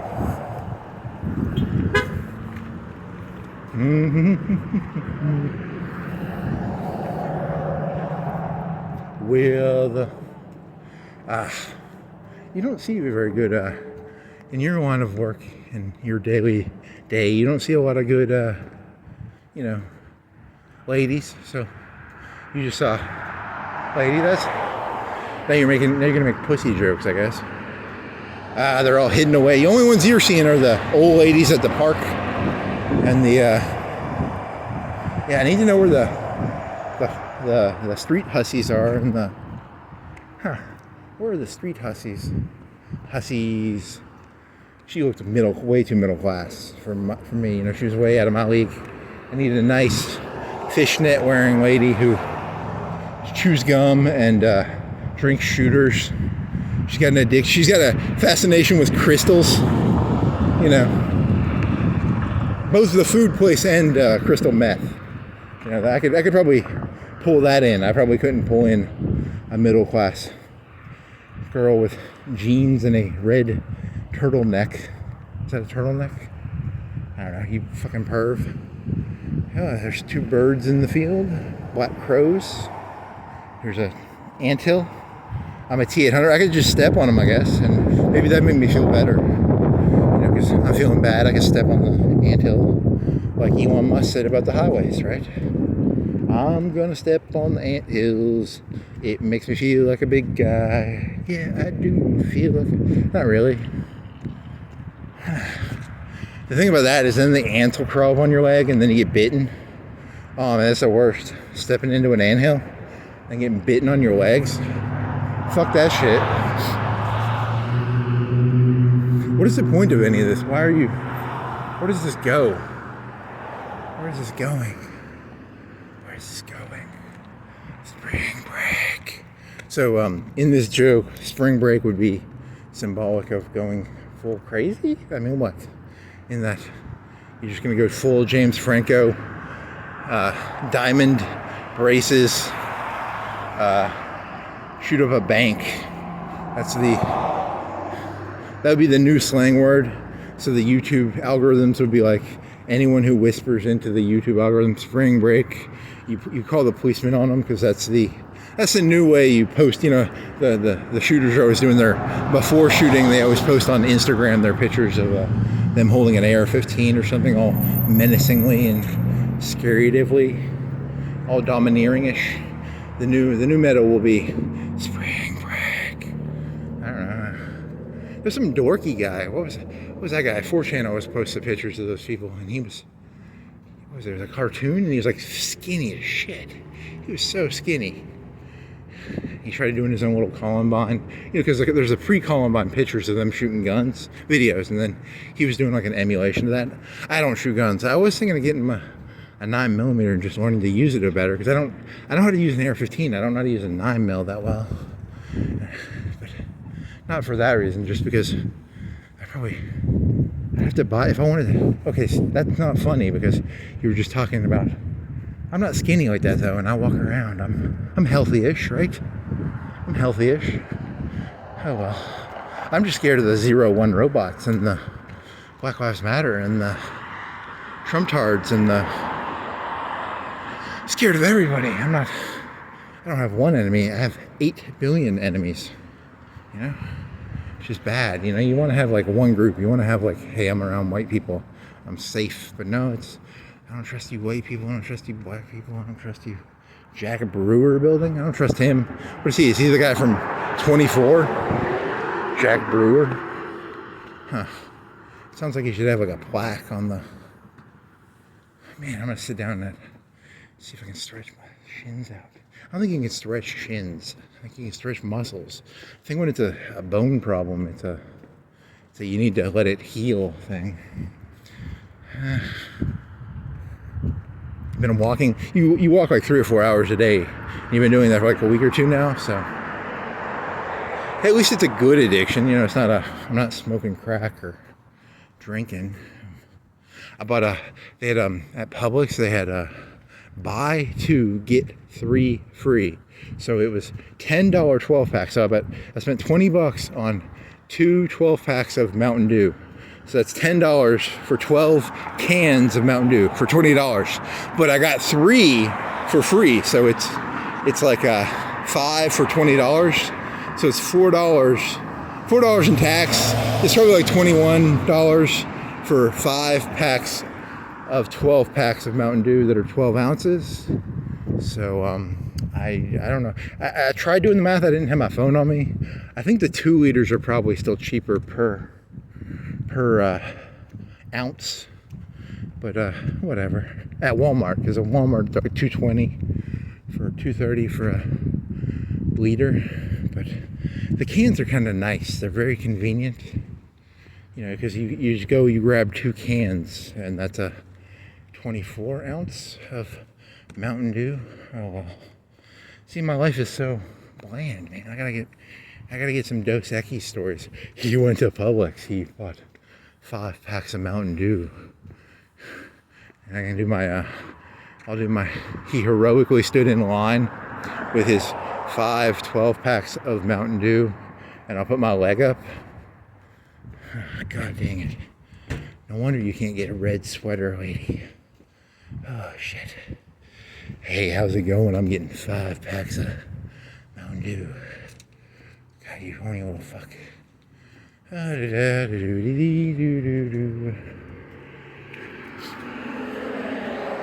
Help wanted. Oh man, that'd be funny. Like, you get a job at something you literally have no interest in, like hair extensions. I know nothing about hair extensions. Will you teach me everything there is to know about hair extensions?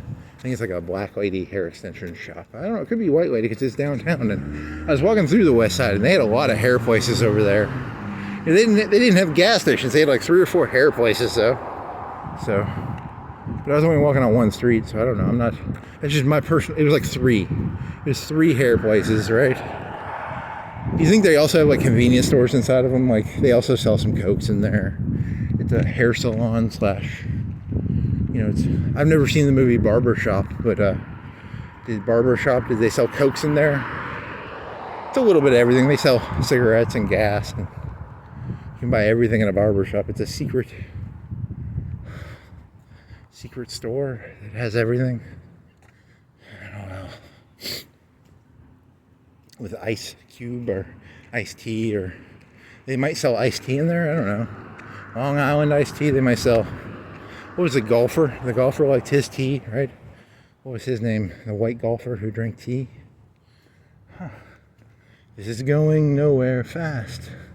This is going nowhere slow. This is going nowhere. I can't tell. Is it going nowhere fast or slow or? Okay. Did you write anything in your notebook? You already looked at your notebook, right? Hamburger, Bob's Burgers guy, SEC, Southeast China. Yeah, and then it goes back. Oh, Kane for president. Yeah, there was a joke that was in your head. Because he ran for like mayor of a city or a town or something. He has a name. I don't remember his name off the top of my head. He's like a really tall guy, and he was a wrestler. And he was played Kane. He was like on the mayor. And in your head, you were thinking, I don't know. I don't like his. I think he's got the. I think politically, he's running a big red machine. Votes. Because his nickname was the Big Red Machine. So I'm trying to do a joke about, he's a machine. Because a machine is a term in politics for, like a vote fraud. Or not vote, it's paying for the vote, right? It's like, there's the machine. Like your boss is like, you're going to vote for Kennedy, right? It's the machine of Chicago, the political machine, the meta. Is it the meta? What is the political machine? Is it a meta? Is it a, I don't know. He'll choke slam corruption.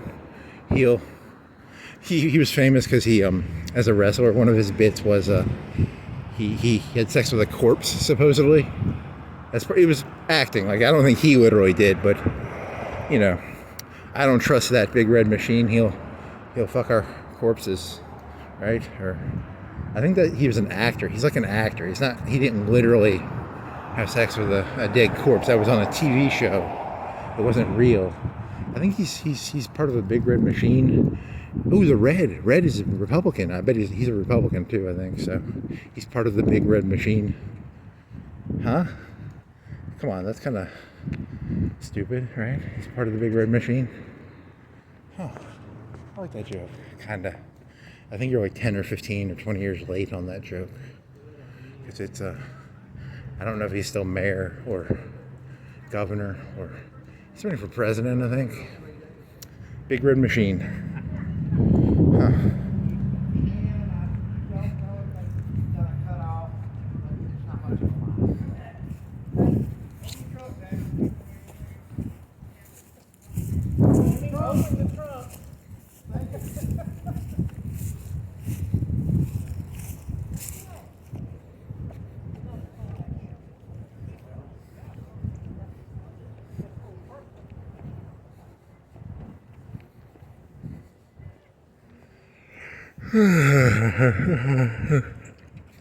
Big red machine, big blue machine, big red. Didn't Hulk Hogan wear a mask?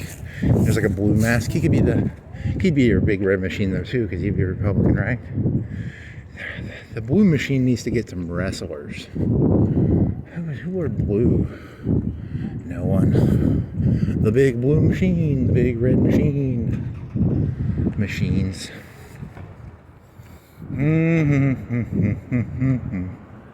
Deal with the devil's deal. The guy was literally played like a bad guy who was like from hell. Was he from hell? That was some. His father was his father, or was Paul Bearer his father?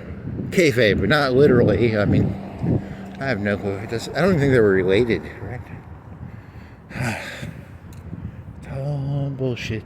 It's all turtle. It's all kayfabe all the way down. It's not turtles all the way down. It's all kayfabe all the way down.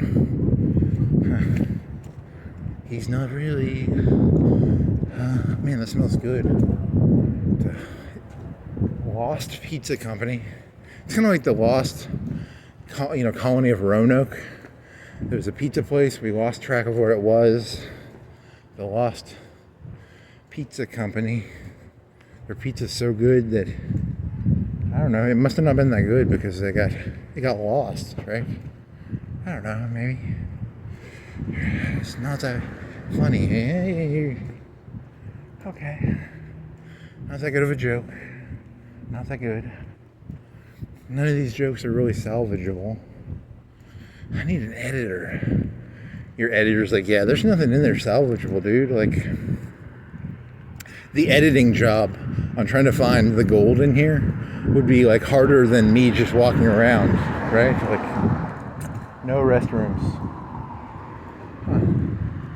Work and play and work. They've got one of them. Is it a cattle head? What is it? The Western cattle head? Bikes. The spinning spoke. Nice. Blonde the sky. Tres Locos. Oh man, kindness. But it's done like a volunteers from Josie James and Lily Hart live at Ivy Manor Studios. Social hours 8 p.m. 7 to 8, $8. Huh. I'm not that social. Hey, you walked around here yesterday in the morning, and I think it looks better at night because it has those lights on. So that's my 2 cents. My 2 cents is, and I think it was warmer because it's kind of windy now, and I'm kind of I should have worn pants, I think. It's the wind. Oh well.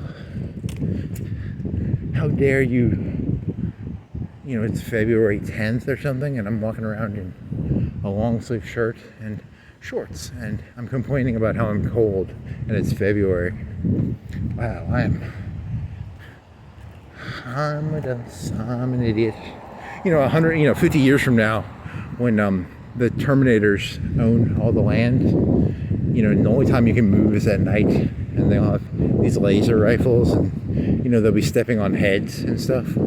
I'll be like, remember when you complained a bunch about walking around and you were a little cold, and you're like, and then 50 years from now I'll be like starving and I won't have enough food, and like Terminators will be killing people. But I'll be like, man, I wish I would have enjoyed those moments when I could walk around and I was only a little cold and my shins hurt just a little bit, but I'll be missing my arms. I'll be missing a hand and an arm. And they'll be like, or I'll be, I was watching a YouTube video about that. There's a T700, and the T700, the difference between the T700 and the T800 is the T700 the skin would rot, like, because they put skin on and the T800 could take care of its own skin or something, but the T700, it would start rotting in like a week, you know, so they had to constantly give it new skin, or they had to dip it in something, maybe like a back-tie tank from Star Wars, you know. So I'll be like, man, remember, because I'm not gonna be missing a hand. I'm gonna be inside a Skynet lab, and I'm gonna be captured, and they're gonna be taking my skin off, you know, because the robots are gonna be cutting my skin off to give their T700s, and I'm gonna be like, damn, remember when you used to walk around for 2 or 3 hours or 4 hours, and you know, now you're having your skin removed by a robot so that it can give to a T700. So that's kind of, you know, I'll think of those good old days when my shins only hurt, and it's just a little cold, you know. Huh.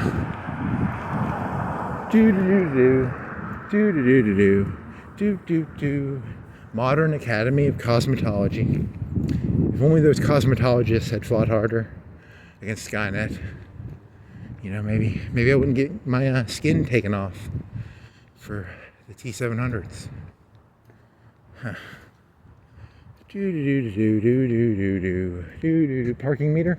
I'm gonna have to go get one of them circle cutty things, and then I'll get really drunk, and I'll just come around down here and cut them off, and then I'll start laughing when the police officer comes up, and I'll be like, I'm just doing a Cool Hand Luke impression.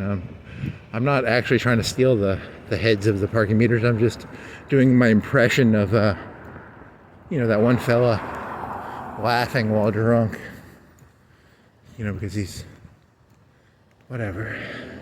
Then I'll get to eat 50 eggs, or 10, or 50 eggs. I'll get to eat 50 eggs in a chain gang. Would it be like a robotic chain gang? Would it be like, you know, because initially it's going to be the T800s will be like the parking meter people, you know, and they'll catch me cutting the parking meter heads off, and I'll start laughing at the T800 or the T700 or the whatever, you know, maybe it's like a T400, I don't know, T400, T100, T200, you know, because the first people to go are going to be the post, you know, Elon Musk he's secretly planning to have all the postal workers replaced by T100s. They'll just be like metal. They'll look like those Japanese ones that look really weak and easy to, you know, they won't be threatening or ominous-ing.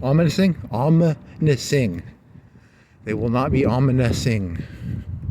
They won't be I don't know, how do you use that word correctly?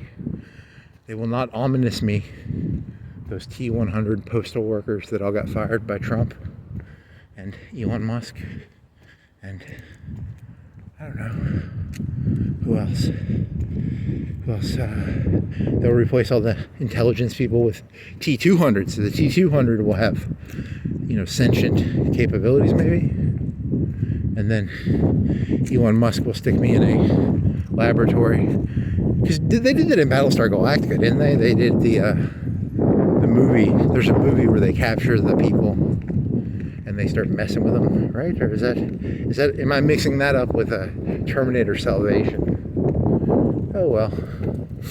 Elon Musk is actually the guy from Terminator Genesis. You know, where the Terminator took over a human, and he was played by that one guy from, what is he famous from? He's from Terminator Genesis. What is he from? I can't remember his face now. He was supposed to be not Jon Snow. He was supposed to be, who were they trying to kill? Who was the kid they were trying to kill? John Connor. He was supposed to be John Connor, but the Skynet took over Elon Musk, and they turned him into whatever that one actor who I can't remember his name. He's John Connor. He's a false John Connor. He's a Skynet John Connor. He's a Manchurian John Connor. Okay? Huh? You know, I'm just making this shit up as I go. I don't have these jokes planned out. I'm just an insane person, right? So, Please don't have me killed. Manchurian John Connor, Elon Musk. It's just meant to be a stupid joke. I'm just doing stream of conscious jokes where I let my brain wander and go wherever I want it to go. And I try and I'm role playing. I'm role playing as a person who does not care. But you know, the second someone comes around, I'm gonna put my head back in my turtle shell. So, yeah, well, role play. In my brain, I'm very suave and uncaring, but in the real world, my head's in a turtle shell. I need a turtle. I need one of them shelters or something that'll protect me from, these Manchurian John Connors. He needs to get like one of them. You wrote that down. You wrote it down. What's it called? It's called a. You wrote it down. I swear to God, you wrote that down, right? He's talking about that scar. How sausage is made. Nice abs girl lured for sex. Outdoors guy frozen from band. Walks me around large apples. See, that's the comedy of this world. I write something down and I have no fucking clue what any of this shit is. Rand Brandon, 25. That was about how Ayn Rand fucked that Brandon guy, and she was 25 years older than him. Gender shirt, Barra Twink, Cornerstone, Trump baby, hot glue action figure. You did that one earlier. What else did you do? You wrote it down, right? It's Soros Pound, Orcus Prayer, Robo Criminal, Menser. He needs to get a Menser, the way John Connor had a Menser. Hey, Elon Musk, you want to get a Menser? I'll give you a Menser. He's talking about that. It's a joke. I'm not threatening you. I'm saying that as a joke. 'Cause you look cooler with a Menser. I think he liked that joke, right? Because every male looks good with a good Menser. So there's going to be I'm going to start a new business where any male in the United States for like $500, $1,000, $2,000, I'll give you a Menser. You want a Menser? Mensers for sale, Mensers for sale. $1,000 for a Menser. Then he could come in whenever he does his things. He could play the Terminator music, and he could have like because John Connor looked really fucking cool in Terminator 2 when he's looking through the binoculars. Cause he looks like a leader. That John Connor. That actor never went anywhere. John Connor from Terminator 2. Where did he go? With his cool Menser. And if you're a low T guy, like I'm a low T guy, so when they give me my Menser, they give me these testosterone shots so that it heals really beautifully. Because if I got a Menser right now, it would look very ugly.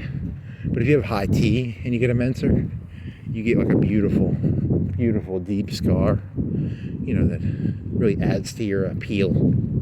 So. Da da da da da da. If the police arrest you, they're gonna say you threatened his life. I'm gonna give Elon Musk a Menser. No, it was just a joke, man. Please don't Rodney King me. Please, it was just a joke. I already told you. I told you in the beginning of this video that the only way I would become violent is if I could kill like 5 billion people at once. And I don't have that ability. I don't have Skynet abilities yet. I just need to get some Skynet abilities. I need to hack the Air Force nuclear system. I bet that's really hard to do. I need to hack that football thingy. Football.com. How to hack, Google how to hack nuclear code football briefcase. Yeah, I wonder if you're put on like a watch list for that. Huh. Do do do do do do. Do do do do do do. Do do do do do do. Do. Okay. They never showed it, but in the deleted scenes of like Terminator 2, there was a bunch of these like poor-ish. They didn't have any food, and they were throwing themselves at John Connor because he had a Menser and he had binoculars. If you have binoculars, you look pretty fucking cool too. I need to get some binoculars. Binoculars, Menser. Maybe have an AR-15 and some fatigues, and haven't shaved in a day or two, kind of dirty. Nighttime, laser fire going off, a burned out, destroyed city. I'd look pretty fucking cool. Fuck yeah, I'd be big pimpin', fighting Skynet, big pimpin'. Yeah, that's my joke, I guess. That's my joke. Big pimpin', spin the cheese. Big pimpin' and FLO. You just change the letters to wherever you're at. So big pimpin' Huntsville, big pimpin' Birmingham, big pimpin' Atlanta, big pimpin' LA, big pimpin' wherever you're at. You just change the that's what I think AI is going to do. It's going to take a musician's song and it will specify it for your local area. So I'll have my own specific AI, and I'll be like, can you change the lyrics to the song to more specifically meet my regional and personal preferences? And it'll be like, big pimpin', and it'll rhyme it correctly, so that, it will give culturally apropos Florence, Alabama references. It'll tell me about those colonels and rear admirals and stuff that I was talking about earlier. It'll be like, Dred Scott once entered Florence. Okay, this joke is failing me. That's why you need AI. The AI will make these jokes funnier. I need an AI that fixes these jokes. If only I had an AI that was smart enough to take these ramblings and turn them into something coherent. Dear Elon Musk, if you give me an AI that can make me funny, I'll give you a Menser. Huh? He probably has like a surgeon or something that would give him one, or he probably has a bodyguard. He pays like $100K a year. He's like really good at his job. He'd probably subcontract that out to like a competent person, not someone like me. Hey, I'm a rando that you know nothing about. Do you want a Menser from a rando? A rando? I wonder what the rich call people like me. Like, am I a rando? Am I a skid rower? Am I what is that thing called? It's called a tellerwide. I don't even know what that's from. I don't know. What is a tellerwide? It's like an SUV. Never seen that thing before. I don't even know the brand. That'd be cool. Like if you had an AI and you could make a car and it would just be like that one car. So people could be like, I don't know what it was. It was a one-time production car made by an AI. That's what they could do in the future, right? Because you could 3D print your own car, maybe. I mean, like not the outer part, right? It would be the inside, the engines and stuff would be meta. They'd be, 100,000, 50,000 engine runs, but the outer shell could be, unique and individual. I wouldn't have to have one of them triple triangle zeros or those Hondas or those Hyundais, or I could have a cool. And it'd be like computers. Remember in the old days there was like a Pentium inside, so it'd be like you would say your engine. I've got a 450 engine inside, plus a plastic shell that's unique and individual to my needs. Mine would look a lot like a RAV4. That'd be easy for some. I'm sorry. I had to do that. Oh well. What's the deal with computer cases? They all look the same. They're rectangles. I like those aluminum ones made by the aluminum guy, Aluminum Lee, Ali Lee. They're real expensive. Your jokes they're half genius, half stupid, and half genius.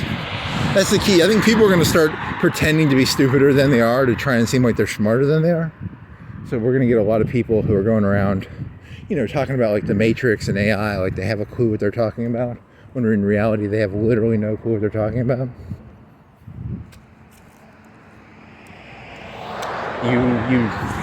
funny fella.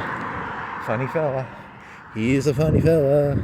Here's a McDonald's up here. I can get another double cheeseburger for $4.30. When I was a youngster, I could get 4 double cheeseburgers for $4. You kids have it hard. You kids have it hard, actually.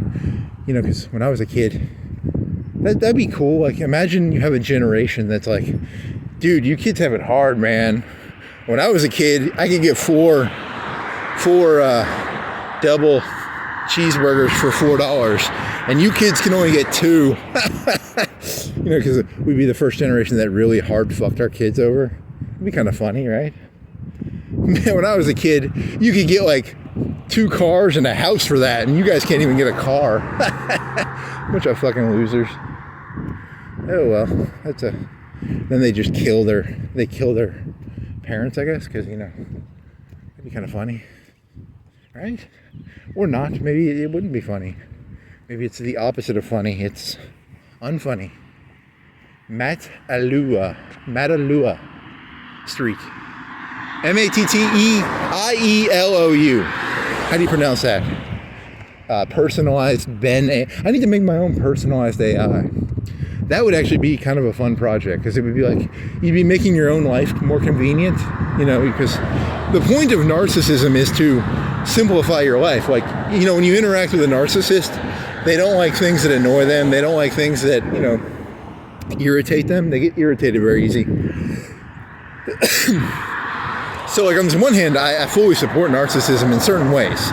You know, like, you know, you mow lawns for a living, and the guy's like, hey, I'm tired of mowing lawns this way. Why can't I stick 4 lawnmower heads on a car and drive around? And that's how you get the riding lawnmower, right? That's narcissistic, right? Why couldn't he just push the lawnmower like all you other dweebs? But, you know, but I mean, you'd have to have like a backpack, or you'd have to have you'd have to have a cloud, and I'd have to know what a cloud is. Cloud computing, and I'd have to be, you know how to do that, and I don't really give a shit that much. So, how do you pronounce Matalua? Ben AI, that would be called. It would just be for your own convenience. It wouldn't be for sale. It'd just be. It's kind of like walking around. I'm not walking around for you. I'm walking around for me, right? This is for me. I'm not just a dead squirrel. I could, you know, every time I say dead something, my little voice AI thing would mark the location of roadkill. That'd be kind of cool. And I wouldn't have to, like, you know, say it, you know, I'd just oh man, there's some roadkill, and then it would automatically GPS locate where I'm at and plot a dead squirrel on the ground at MGRS location, latitude, longitude. You know, I don't know what my lat long is right now. I don't know what my MGRS is, but I do have one, right? Do I have an MGRS right now? Probably. I probably have an MGRS. Is that what it's called? It's a geospatial location on a spherical, you know, spherical shaped. It's not really a sphere, right? It's sphere. It's kind of a sphere-ish. Or is it flat? I forgot. Is it flat or a sphere? It's one of the two. It's either a flat or a sphere. I don't know. You can probably just, you know, meet in the middle. It's a sphere. It's a flat sphere, probably. I think the world is a flat sphere. It's like a flat circle. You know, the world is a flat circle. I believe in a spherical, flat Earth. Okay, there, Nietzsche. Okay. See, that's supposed to be a True Detective joke where I'm combining Russ's dislike of the pedophile. Was he a meth cook? What was he? Was he a meth cook? I think he was a meth cook, or he was involved in under 6. They were like 6 or 8, right? They were like 6. They were youngsters in the back of a truck. And he gets all mad, and he symbolically shoots his AK with was it a drum mag? It was a drum mag AK. And then, because he in IRL, he pot shotted the guy in the head. You know, he snapped. He went, "Oh, you angered me." So he pot shotted the fella in the head, And then he was like, "Hey man, look at what they were doing," you know. So he turned into Judge Dredd there for a second. He was judge.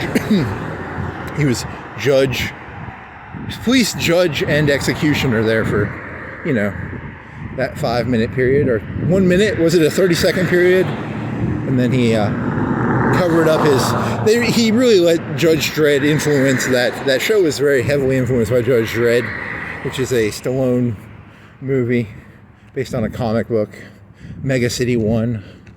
Mega City 1 is about, you know, what is that? What was that weird writer? The writer that they always compare him to. He was a weird writer. White fella. Lovecraftian themes. You know, Lovecraftian themes in Mega City 1. Huh? No, Mega City. Mega City 1 with Lovecraftian themes. There you go. That writes itself. You know, my ideas write themselves. You don't even have to do the work. You just say Lovecraftian themes in Mega City 1. And anyone with half a brain is going to be like, that's a 10-book series, right? Like a Blade Runner, the 80s Blade Runner meets Lovecraftian themes. There you go. You just throw Lovecraftian themes onto anything. Fast and Furious 7 with Lovecraftian themes. I don't know, Star Wars with Lovecraftian. The Death Star is really, well, the Lovecraftian themes would be the Vujon Thong, right? The Vujon Thong are the bigger enemy. There was a Babylon. I never watched Babylon 5, but in Babylon 5, they find a planet, I think it's Mars. And on Mars, they find out that Mars was like it was kind of like a tank, you know, in Russia right now, they have these they have like thousands of tanks that are old from the Cold War. And they sort of just line them up. Well, that's what Mars is. It's like an old armory of an alien. It's an alien technology that's above. It's a couple tiers above our technology. It's like, you know, if you went back to the Revolutionary War and you had like not muzzle loaded, but you had what would they be? They'd be you'd have to ram the bullet down, but you know, and then you found a cache, like George Washington finds a cache of like, you know, like AT-4s and M16s and AR-15s and what's the most advanced weapon? I don't know, 240s maybe, 249s, 50 cals. Even better, how about drone weapons? He finds like a cache of drone weapons and he starts like blowing up the British with them. That would be kind of would that be Lovecraftian themes then? George Washington looked at the television monitor and wondered, where did these weapons come from? How did I get these, you know, laser guided JDAMs? He's got F-22s. He's got, you know, F-16s would be good enough, right? You don't really need to use F-22s when fighting the British. You just need F-16s probably, or you could probably just use A-10s. I mean, the British really don't have any AA to fight the A-10 that goes and wrecks them. But then again, George Washington, maybe he wants like a golden eye. He gets a golden eye. He shoots the golden eye at the British, and the British just look at him like, this nothing happened. You used a really expensive satellite weapon that uses an EMP blast, and he's left just scratching his head like, well, that was pretty fucking useless. You know, Lovecraftian themes. Huh? Okay, your shins. Come on. Lovecraftian themes. I've never read any Lovecraft, so I don't know what a Lovecraftian themes is like. It's something very much bigger than you. It's like if you were a plankton and there were whales swimming around. That's what a Lovecraftian theme would be, right? It's something bigger is going on than you, and it's so big that you can't even remotely understand it. The world is so big and you're so small that you're basically, you know, you're a plankton fighting the T-800s, right? Like what can a plankton do against a T-800? So I guess is that a Lovecraftian theme? I don't know. I told you I've never read Lovecraft, so there are planets that eat other planets, I guess, or it's got to be something really big, something so big that you can't imagine it, right? I don't know, fuck it. I don't understand this shit. This shit's out of my range. You people went ahead of me. You people grabbed your flame and you went so far ahead of me that I don't even know where you people are anymore. You got your flames on your houses, and I'm just a simple person who sexually identifies as a T800 or Kutsu. I'm Kutsu or T800 or I'm a T1000, right? Oh well. La-di-da, la-di-da. Armstead Chapel. Because in my head, all churches are, I was raised to think all churches are sort of scams. But, what if this church is having trouble? They have their own little story, right? I don't give a shit about their story. Here's a tattoo place that has a locked door. It looks like an expensive door. It looks like they spent some money on the door. It's got like a passcode, some nice keys. It's not, it's new. It's like a 5 or 10 year old door that they spent some money on.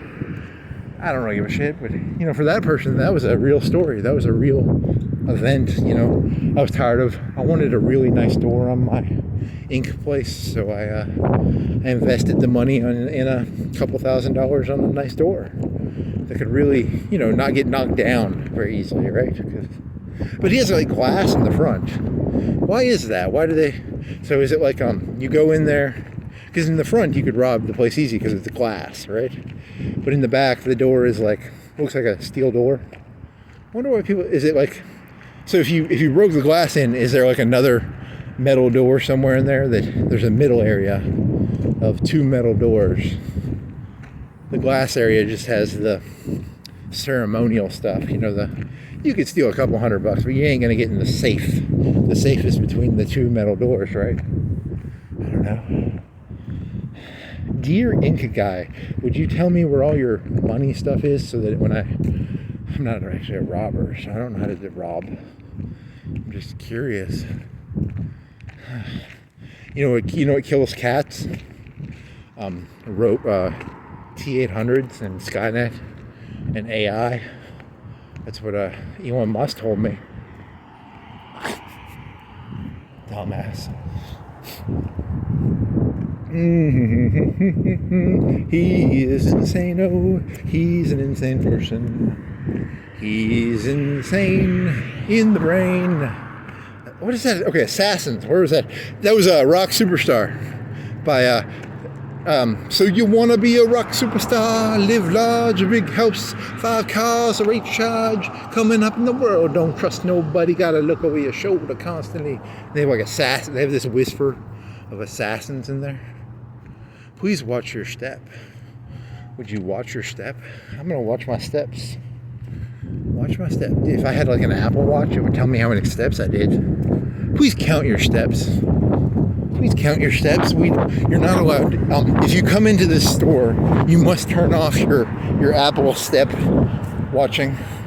If we catch you using an Apple step watch, we will Rodney King you. We will break your ribs and leave you in the prone, not the prone, the what is that position called? The prone bone position. No, the fetal position with broken ribs. If we catch you using a Apple stepwatch to count your steps, because you should count your own steps and you should watch your own steps. Don't be using an Apple Watch to count your steps or watch your steps. Okay, that's the connection to this, I guess. So you want to be a rock super? So you want to be a rap superstar, or do you want to be a rock superstar? What if you just want to live medium? Do you want to be a rap superstar? Live medium. I don't want a big pimp. I just want a medium pimp or small pimp. I don't really want a pimp. I just want to. What do I want to do? I I want to be a rap superstar. I want to be a rock super. I don't want to be an assassin because then I have to take hashish, right? And I don't like hashish. Isn't that where assassins come from? You know what they do with assassins? They give them hashish. Hashish, hashish, hashish. He's got a mountaineer. Where's a mountaineer from? Private property, no trespassing. He's a private profiteer. So you want to be a rock superstar? You want to be a rap superstar? You want to be a porn superstar? Do you want to be a soccer superstar? Do you want to be a, I don't know, that's a cool little thing. It's like a scarecrow. Looks like it's from Halloween. It's like the scarecrow plushie. It's a scarecrow round plushie head. You want to be a soccer superstar? You want to be a baseball superstar? Do you want to be a NFL superstar? Do you want to be a pop superstar? Do you want to be a I don't know, how many superstars are there? You want to be a political superstar? Do you want to be a okay, there's wind. I'm really feeling a little cold here. Come on, Todd. Come on, Todd. Lower the wind levels a little bit. These weather patterns in the new game are a bit annoying. These new shin mechanics. I don't like these new shin mechanics in Fallout, okay? Is this Fallout? Your life is a Fallout. Huh? Huh? See, that's kind of witty, right? Like, my life is a Fallout game. Not like, it wasn't a nuclear war. My life is just a Fallout event, you know, because something. Is that funny? Maybe. Hamburger.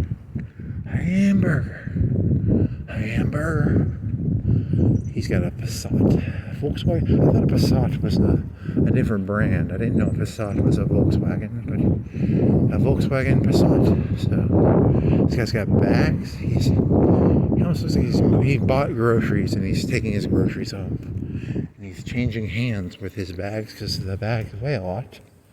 You know, because when you carry like 4 or 5 bags, you know, they kind of hurt your hand a little bit. Poor fella.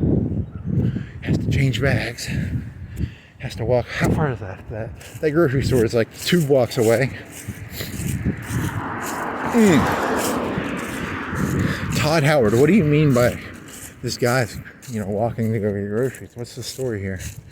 This is immersive storytelling, man. Some fucking immersive storytelling. I'll tell you, man, this is immersive. It's pretty immersive, this new game. I kind of like it. This guy's got a big barbecue going, a big fire, you know, big 1-foot fire. It's up in it's got some grease in there, I guess. So, I don't smell anything, but he does have like a good 8-10 inch flame above the barbecue top. So he's got a car with big rims. Big, I don't know how big they look like they're 6 inches bigger than the normal tires. I don't know. I'm not a tire person. It's got a tarp over it. What do you mean by that, Todd? What do you mean by that? Okay, let me see. Can I walk normal? Or am I...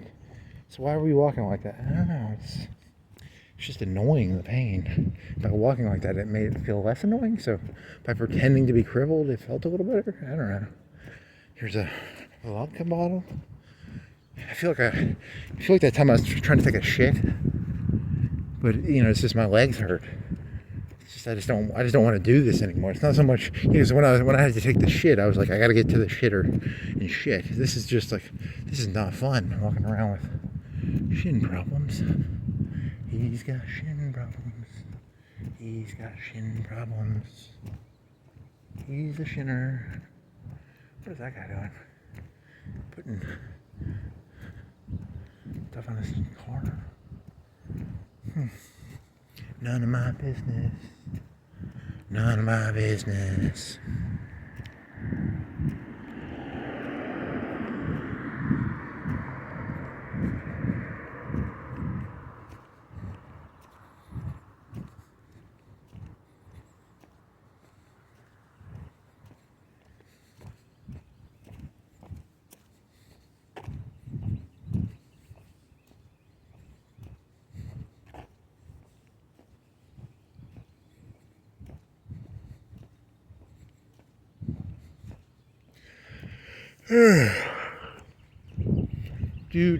Shade Avenue.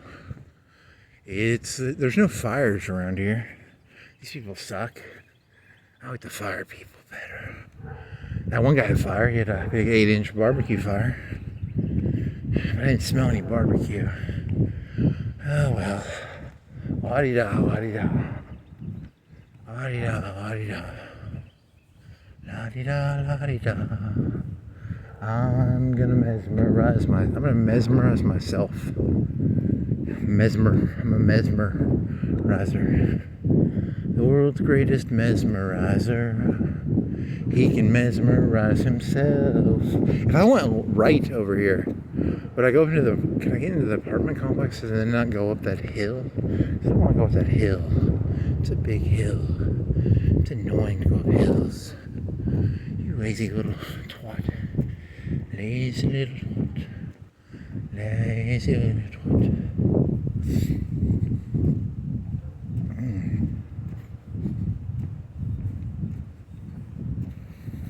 Kitty. He's got a kitty. Catty. I'm a catty. Yeah, you're a catty. The world's greatest comedian now makes commentary about. I don't got any good commentary now. I can't not focus on these shins.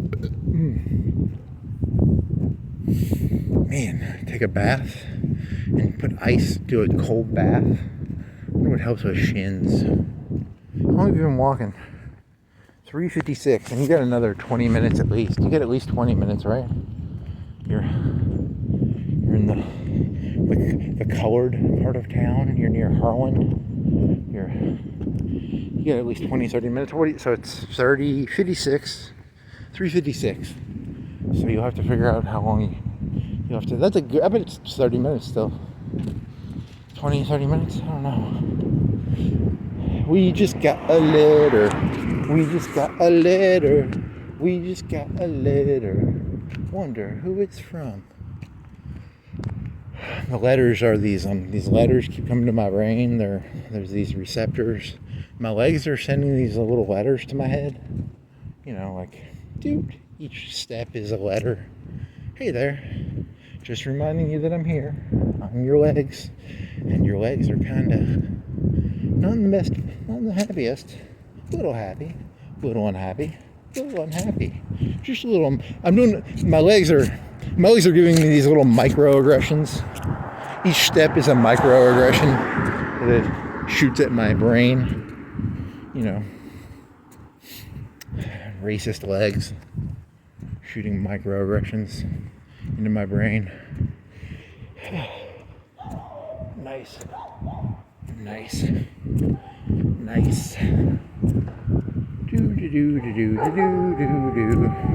You can try being a professional, right? Fuck no. I'm going stream of conscious here, baby. You know, a professional would not tell you about the microaggressions that his legs are giving him. But I'm not here to be a professional. I'm here to be a amateur. Amateur hour on the road. On the road again. Amateur hour on the road. I've never had Jack Kerouac, so I can't really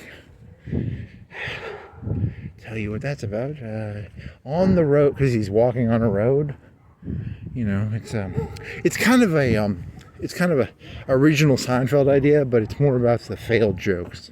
And all the jokes are just abortion. You know, they're aborted jokes. They're not abortion jokes. These jokes are not. You know, it's how a failed comedian tried to write jokes, and all his jokes were not funny. That'd be kind of the premise of the show. There you go. It's a Seinfeld about a failed Seinfeld. Huh.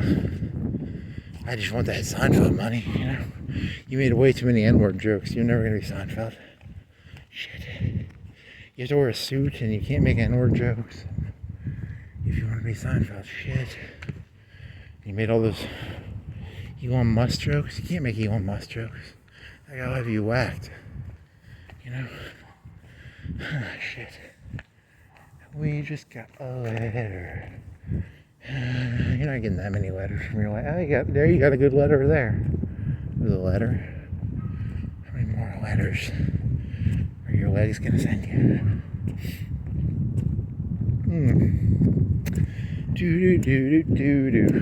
So you want to be a comedy superstar, live large. You want to be an ace for the Mitsubishi Japanese Air Force. That's a nice looking car, but it's a Mitsubishi, but they all kind of look the same. It's got the triple triangles. So you want to be an aviation superstar, ace, shoot down American planes. You want to be on an aircraft carrier. You want to get the Dutch East Indies, motherfucker. Get that rubber and that oil, baby. A big house, 5 cars, a rate charge, coming up in the world. Don't trust nobody.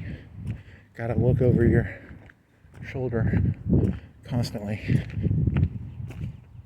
Or they'll try and give you ear piercings. I don't want any ear piercings. I want to consent to all my ear piercings. That's my thing. I don't. Non-consensual ear piercer.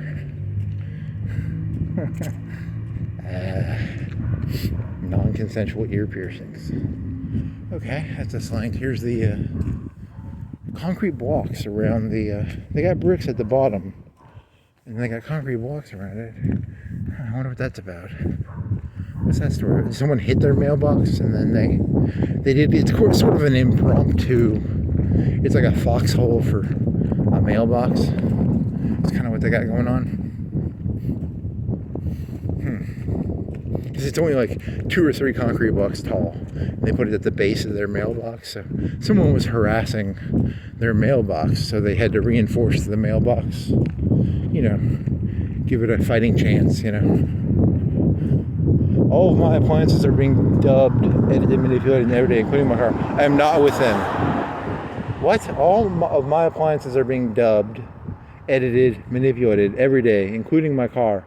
I am not with them. Dubbed. They're being dubbed. Is it D-U-B-B-E-D? D-U-B-B-E-D? D-U-B-B-E-D. Huh. Okay. He's one of those free thinkers of the area. I'm gonna call him a free thinker. Another word for, you know, I should probably have a conversation with him about the Matrix.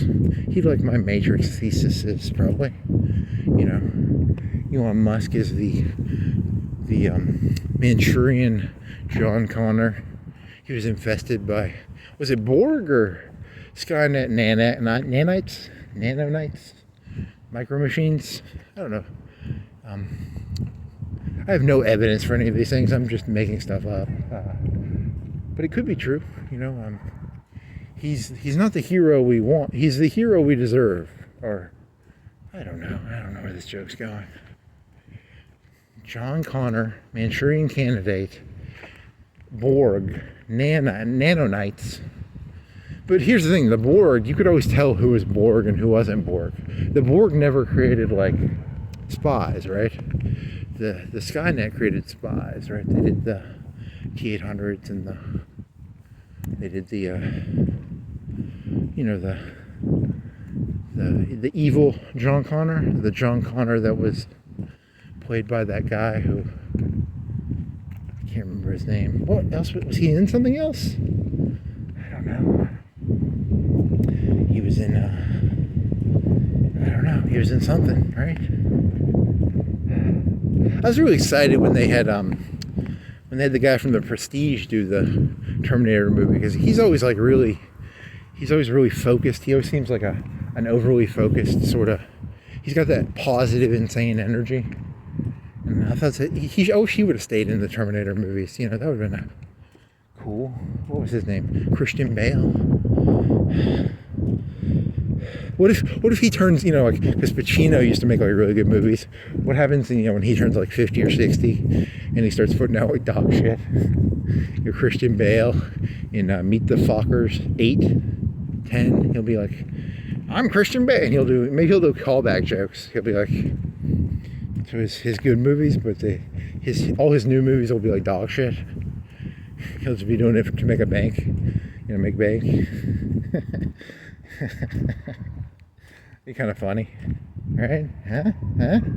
I was watching an interview with Denzel Washington, and he's doing Shakespeare in the Park. Not Shakespeare in the Park, but he's doing Shakespeare on Broadway or something with Donnie Darko. He's doing it with Donnie Darko, and he seemed very, I wouldn't say level-headed. He seemed very, I don't know what he seemed like. He seemed, I don't know, like he seemed more of a middleman. Like he was more of a vessel that is filled with a spirit than a person. That's not a compliment or an insult. I mean, it's a, I don't know what I'd describe that as.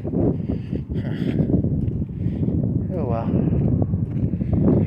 La-di-da. Shouldn't insult him. As he gets older, will he turn into like the Morgan Freeman character, or does he still have to play the equal? Because he's like turning 70. I think that's what the interview said. He was like close to 70, right? Because I don't think he looks 70, right? How old is Morgan Freeman? If he's 70, is Morgan Freeman like 90? They're the same. That'd be pretty funny if they were the same age or something, because I can't name any black actors. The premise of this joke is that I'm just racist, so, guess this black man's age. I don't know, 90, 60, 50. Morgan Freeman, when he played in The Shawshank Redemption, he was actually only 25. I don't know, he was 35, 40, 45, I don't know. He had a son, because the picture of him as a kid is his son. So he must have been at least like 40, in his 40s at that point. That was the mid 90s, right? The Shawshank Redemption came out in like 94, 95 maybe. So he had a kid who was like 20 or 8. He was probably 17 or 18 at least. And then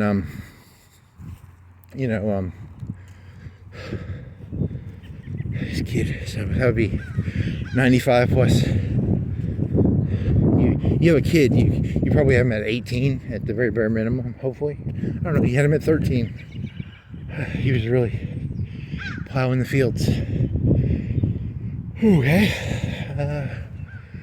Okay, where are you going with this? You're just trying to ignore your shin pains. This isn't acting. See, that's the thing. I'm not an actor. I refuse to pretend to be something I'm not. I'm literally what I'm saying. So I'm going to become pure essence of my surroundings. You're trying to become your surroundings. I don't know what is the premise of this. Because the interviewer was interviewing him, and I don't think they liked each other, but they were each trying to figure each other out. It's very odd. It wasn't odd. He's just you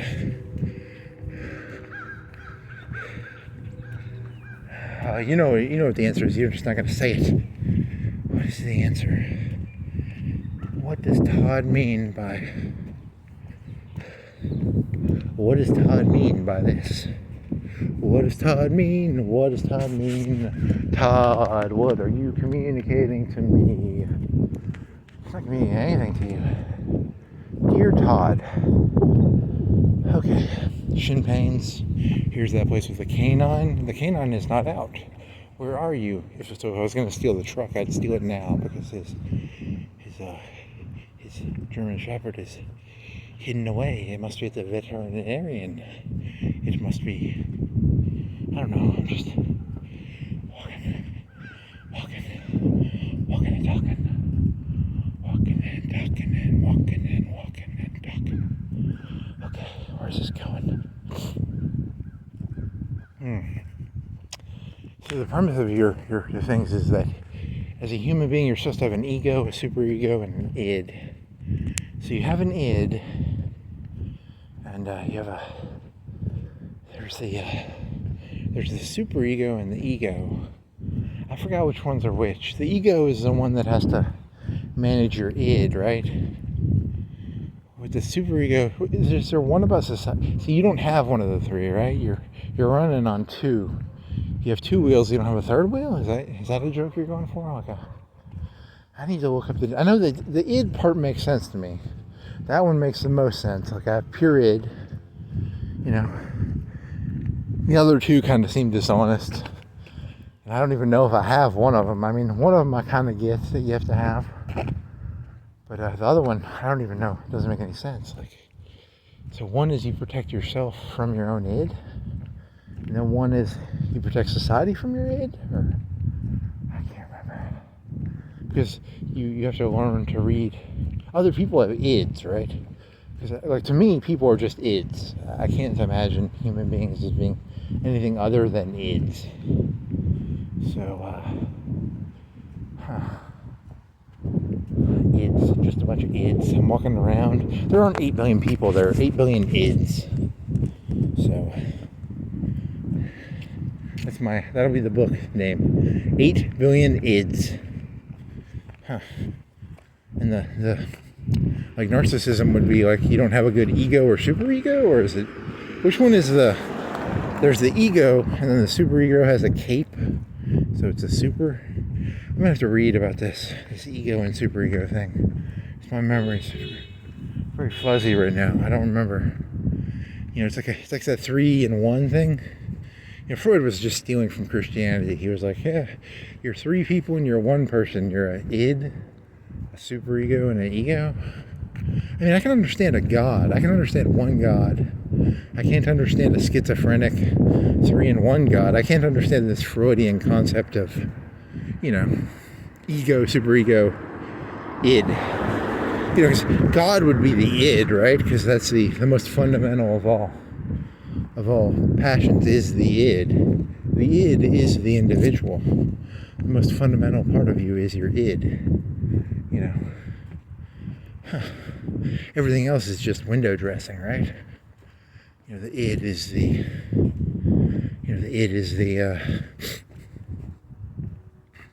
you know, because if you were just pure id, you know, like imagine, you know, a cop walks up to you and is like, hey, and he puts heroin in your pocket, and he's like, you've got drugs on you, and but it's not your drugs. Your id is like, I want to kill this, you know, this corrupt cop, right? In this story, he's a corrupt cop because he put heroin in your pocket. But you know, your super ego and your ego would be like, okay, what do you want, officer? And he's like, I want $100 a week. So the ego and the super ego are the people who pay the corrupt police officer when he planted the heroin. I've never been arrested for heroin. Just a disclaimer. I'm just asking, you know, I'm trying to understand this 3 in 1 thing. So in my worldview, the id is pure, and the ego and superego are the enablers of corruption.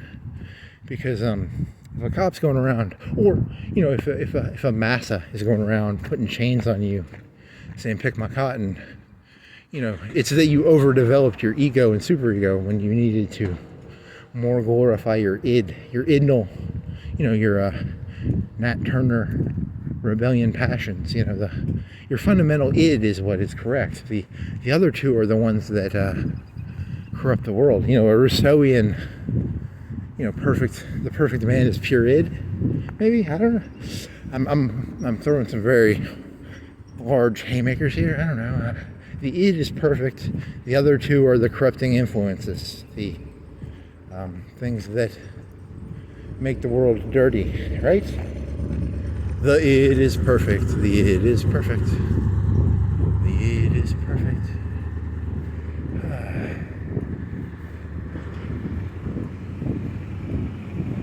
Hey.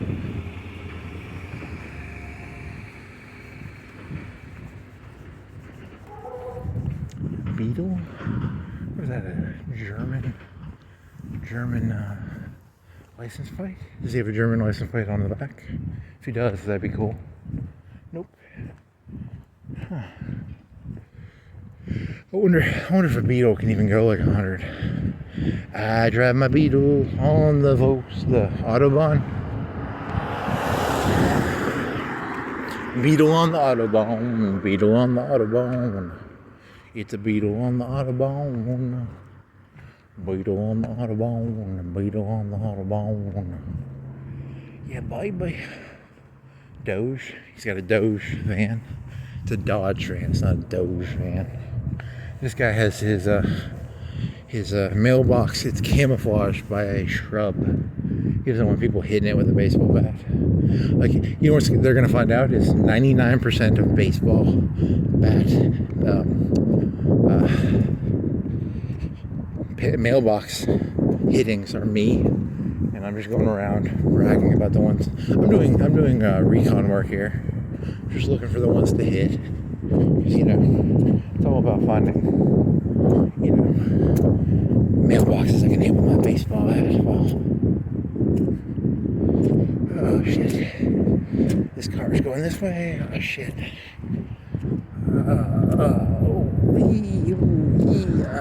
I owe you why?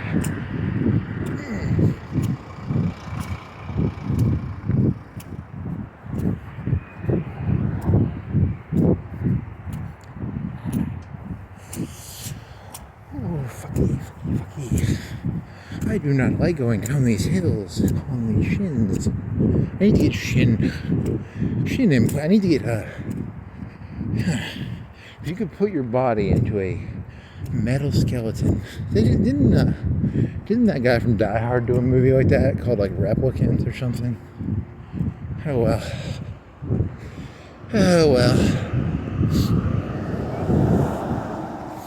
You just imagine that if you got rid of your body, you like sold it, and they give you like this metal build, and then it just has problems. So what they really do is they sell you a lemon body.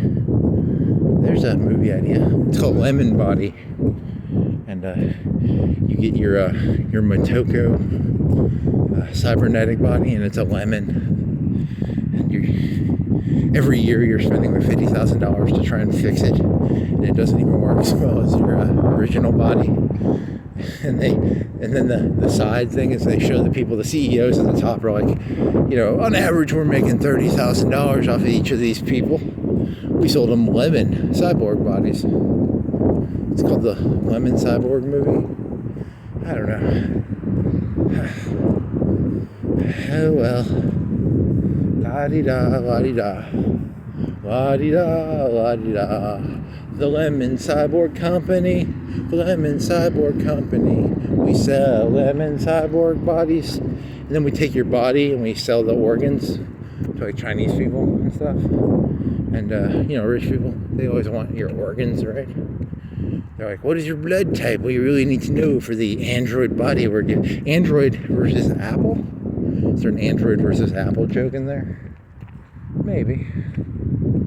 Maybe there is. Maybe there isn't. Would you like to hear my Android Apple joke?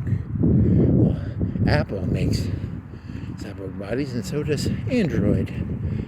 But the androids are lemons. And then okay, you're just cold, and you're trying to keep yourself warm by pretending your jokes are funny when they're not.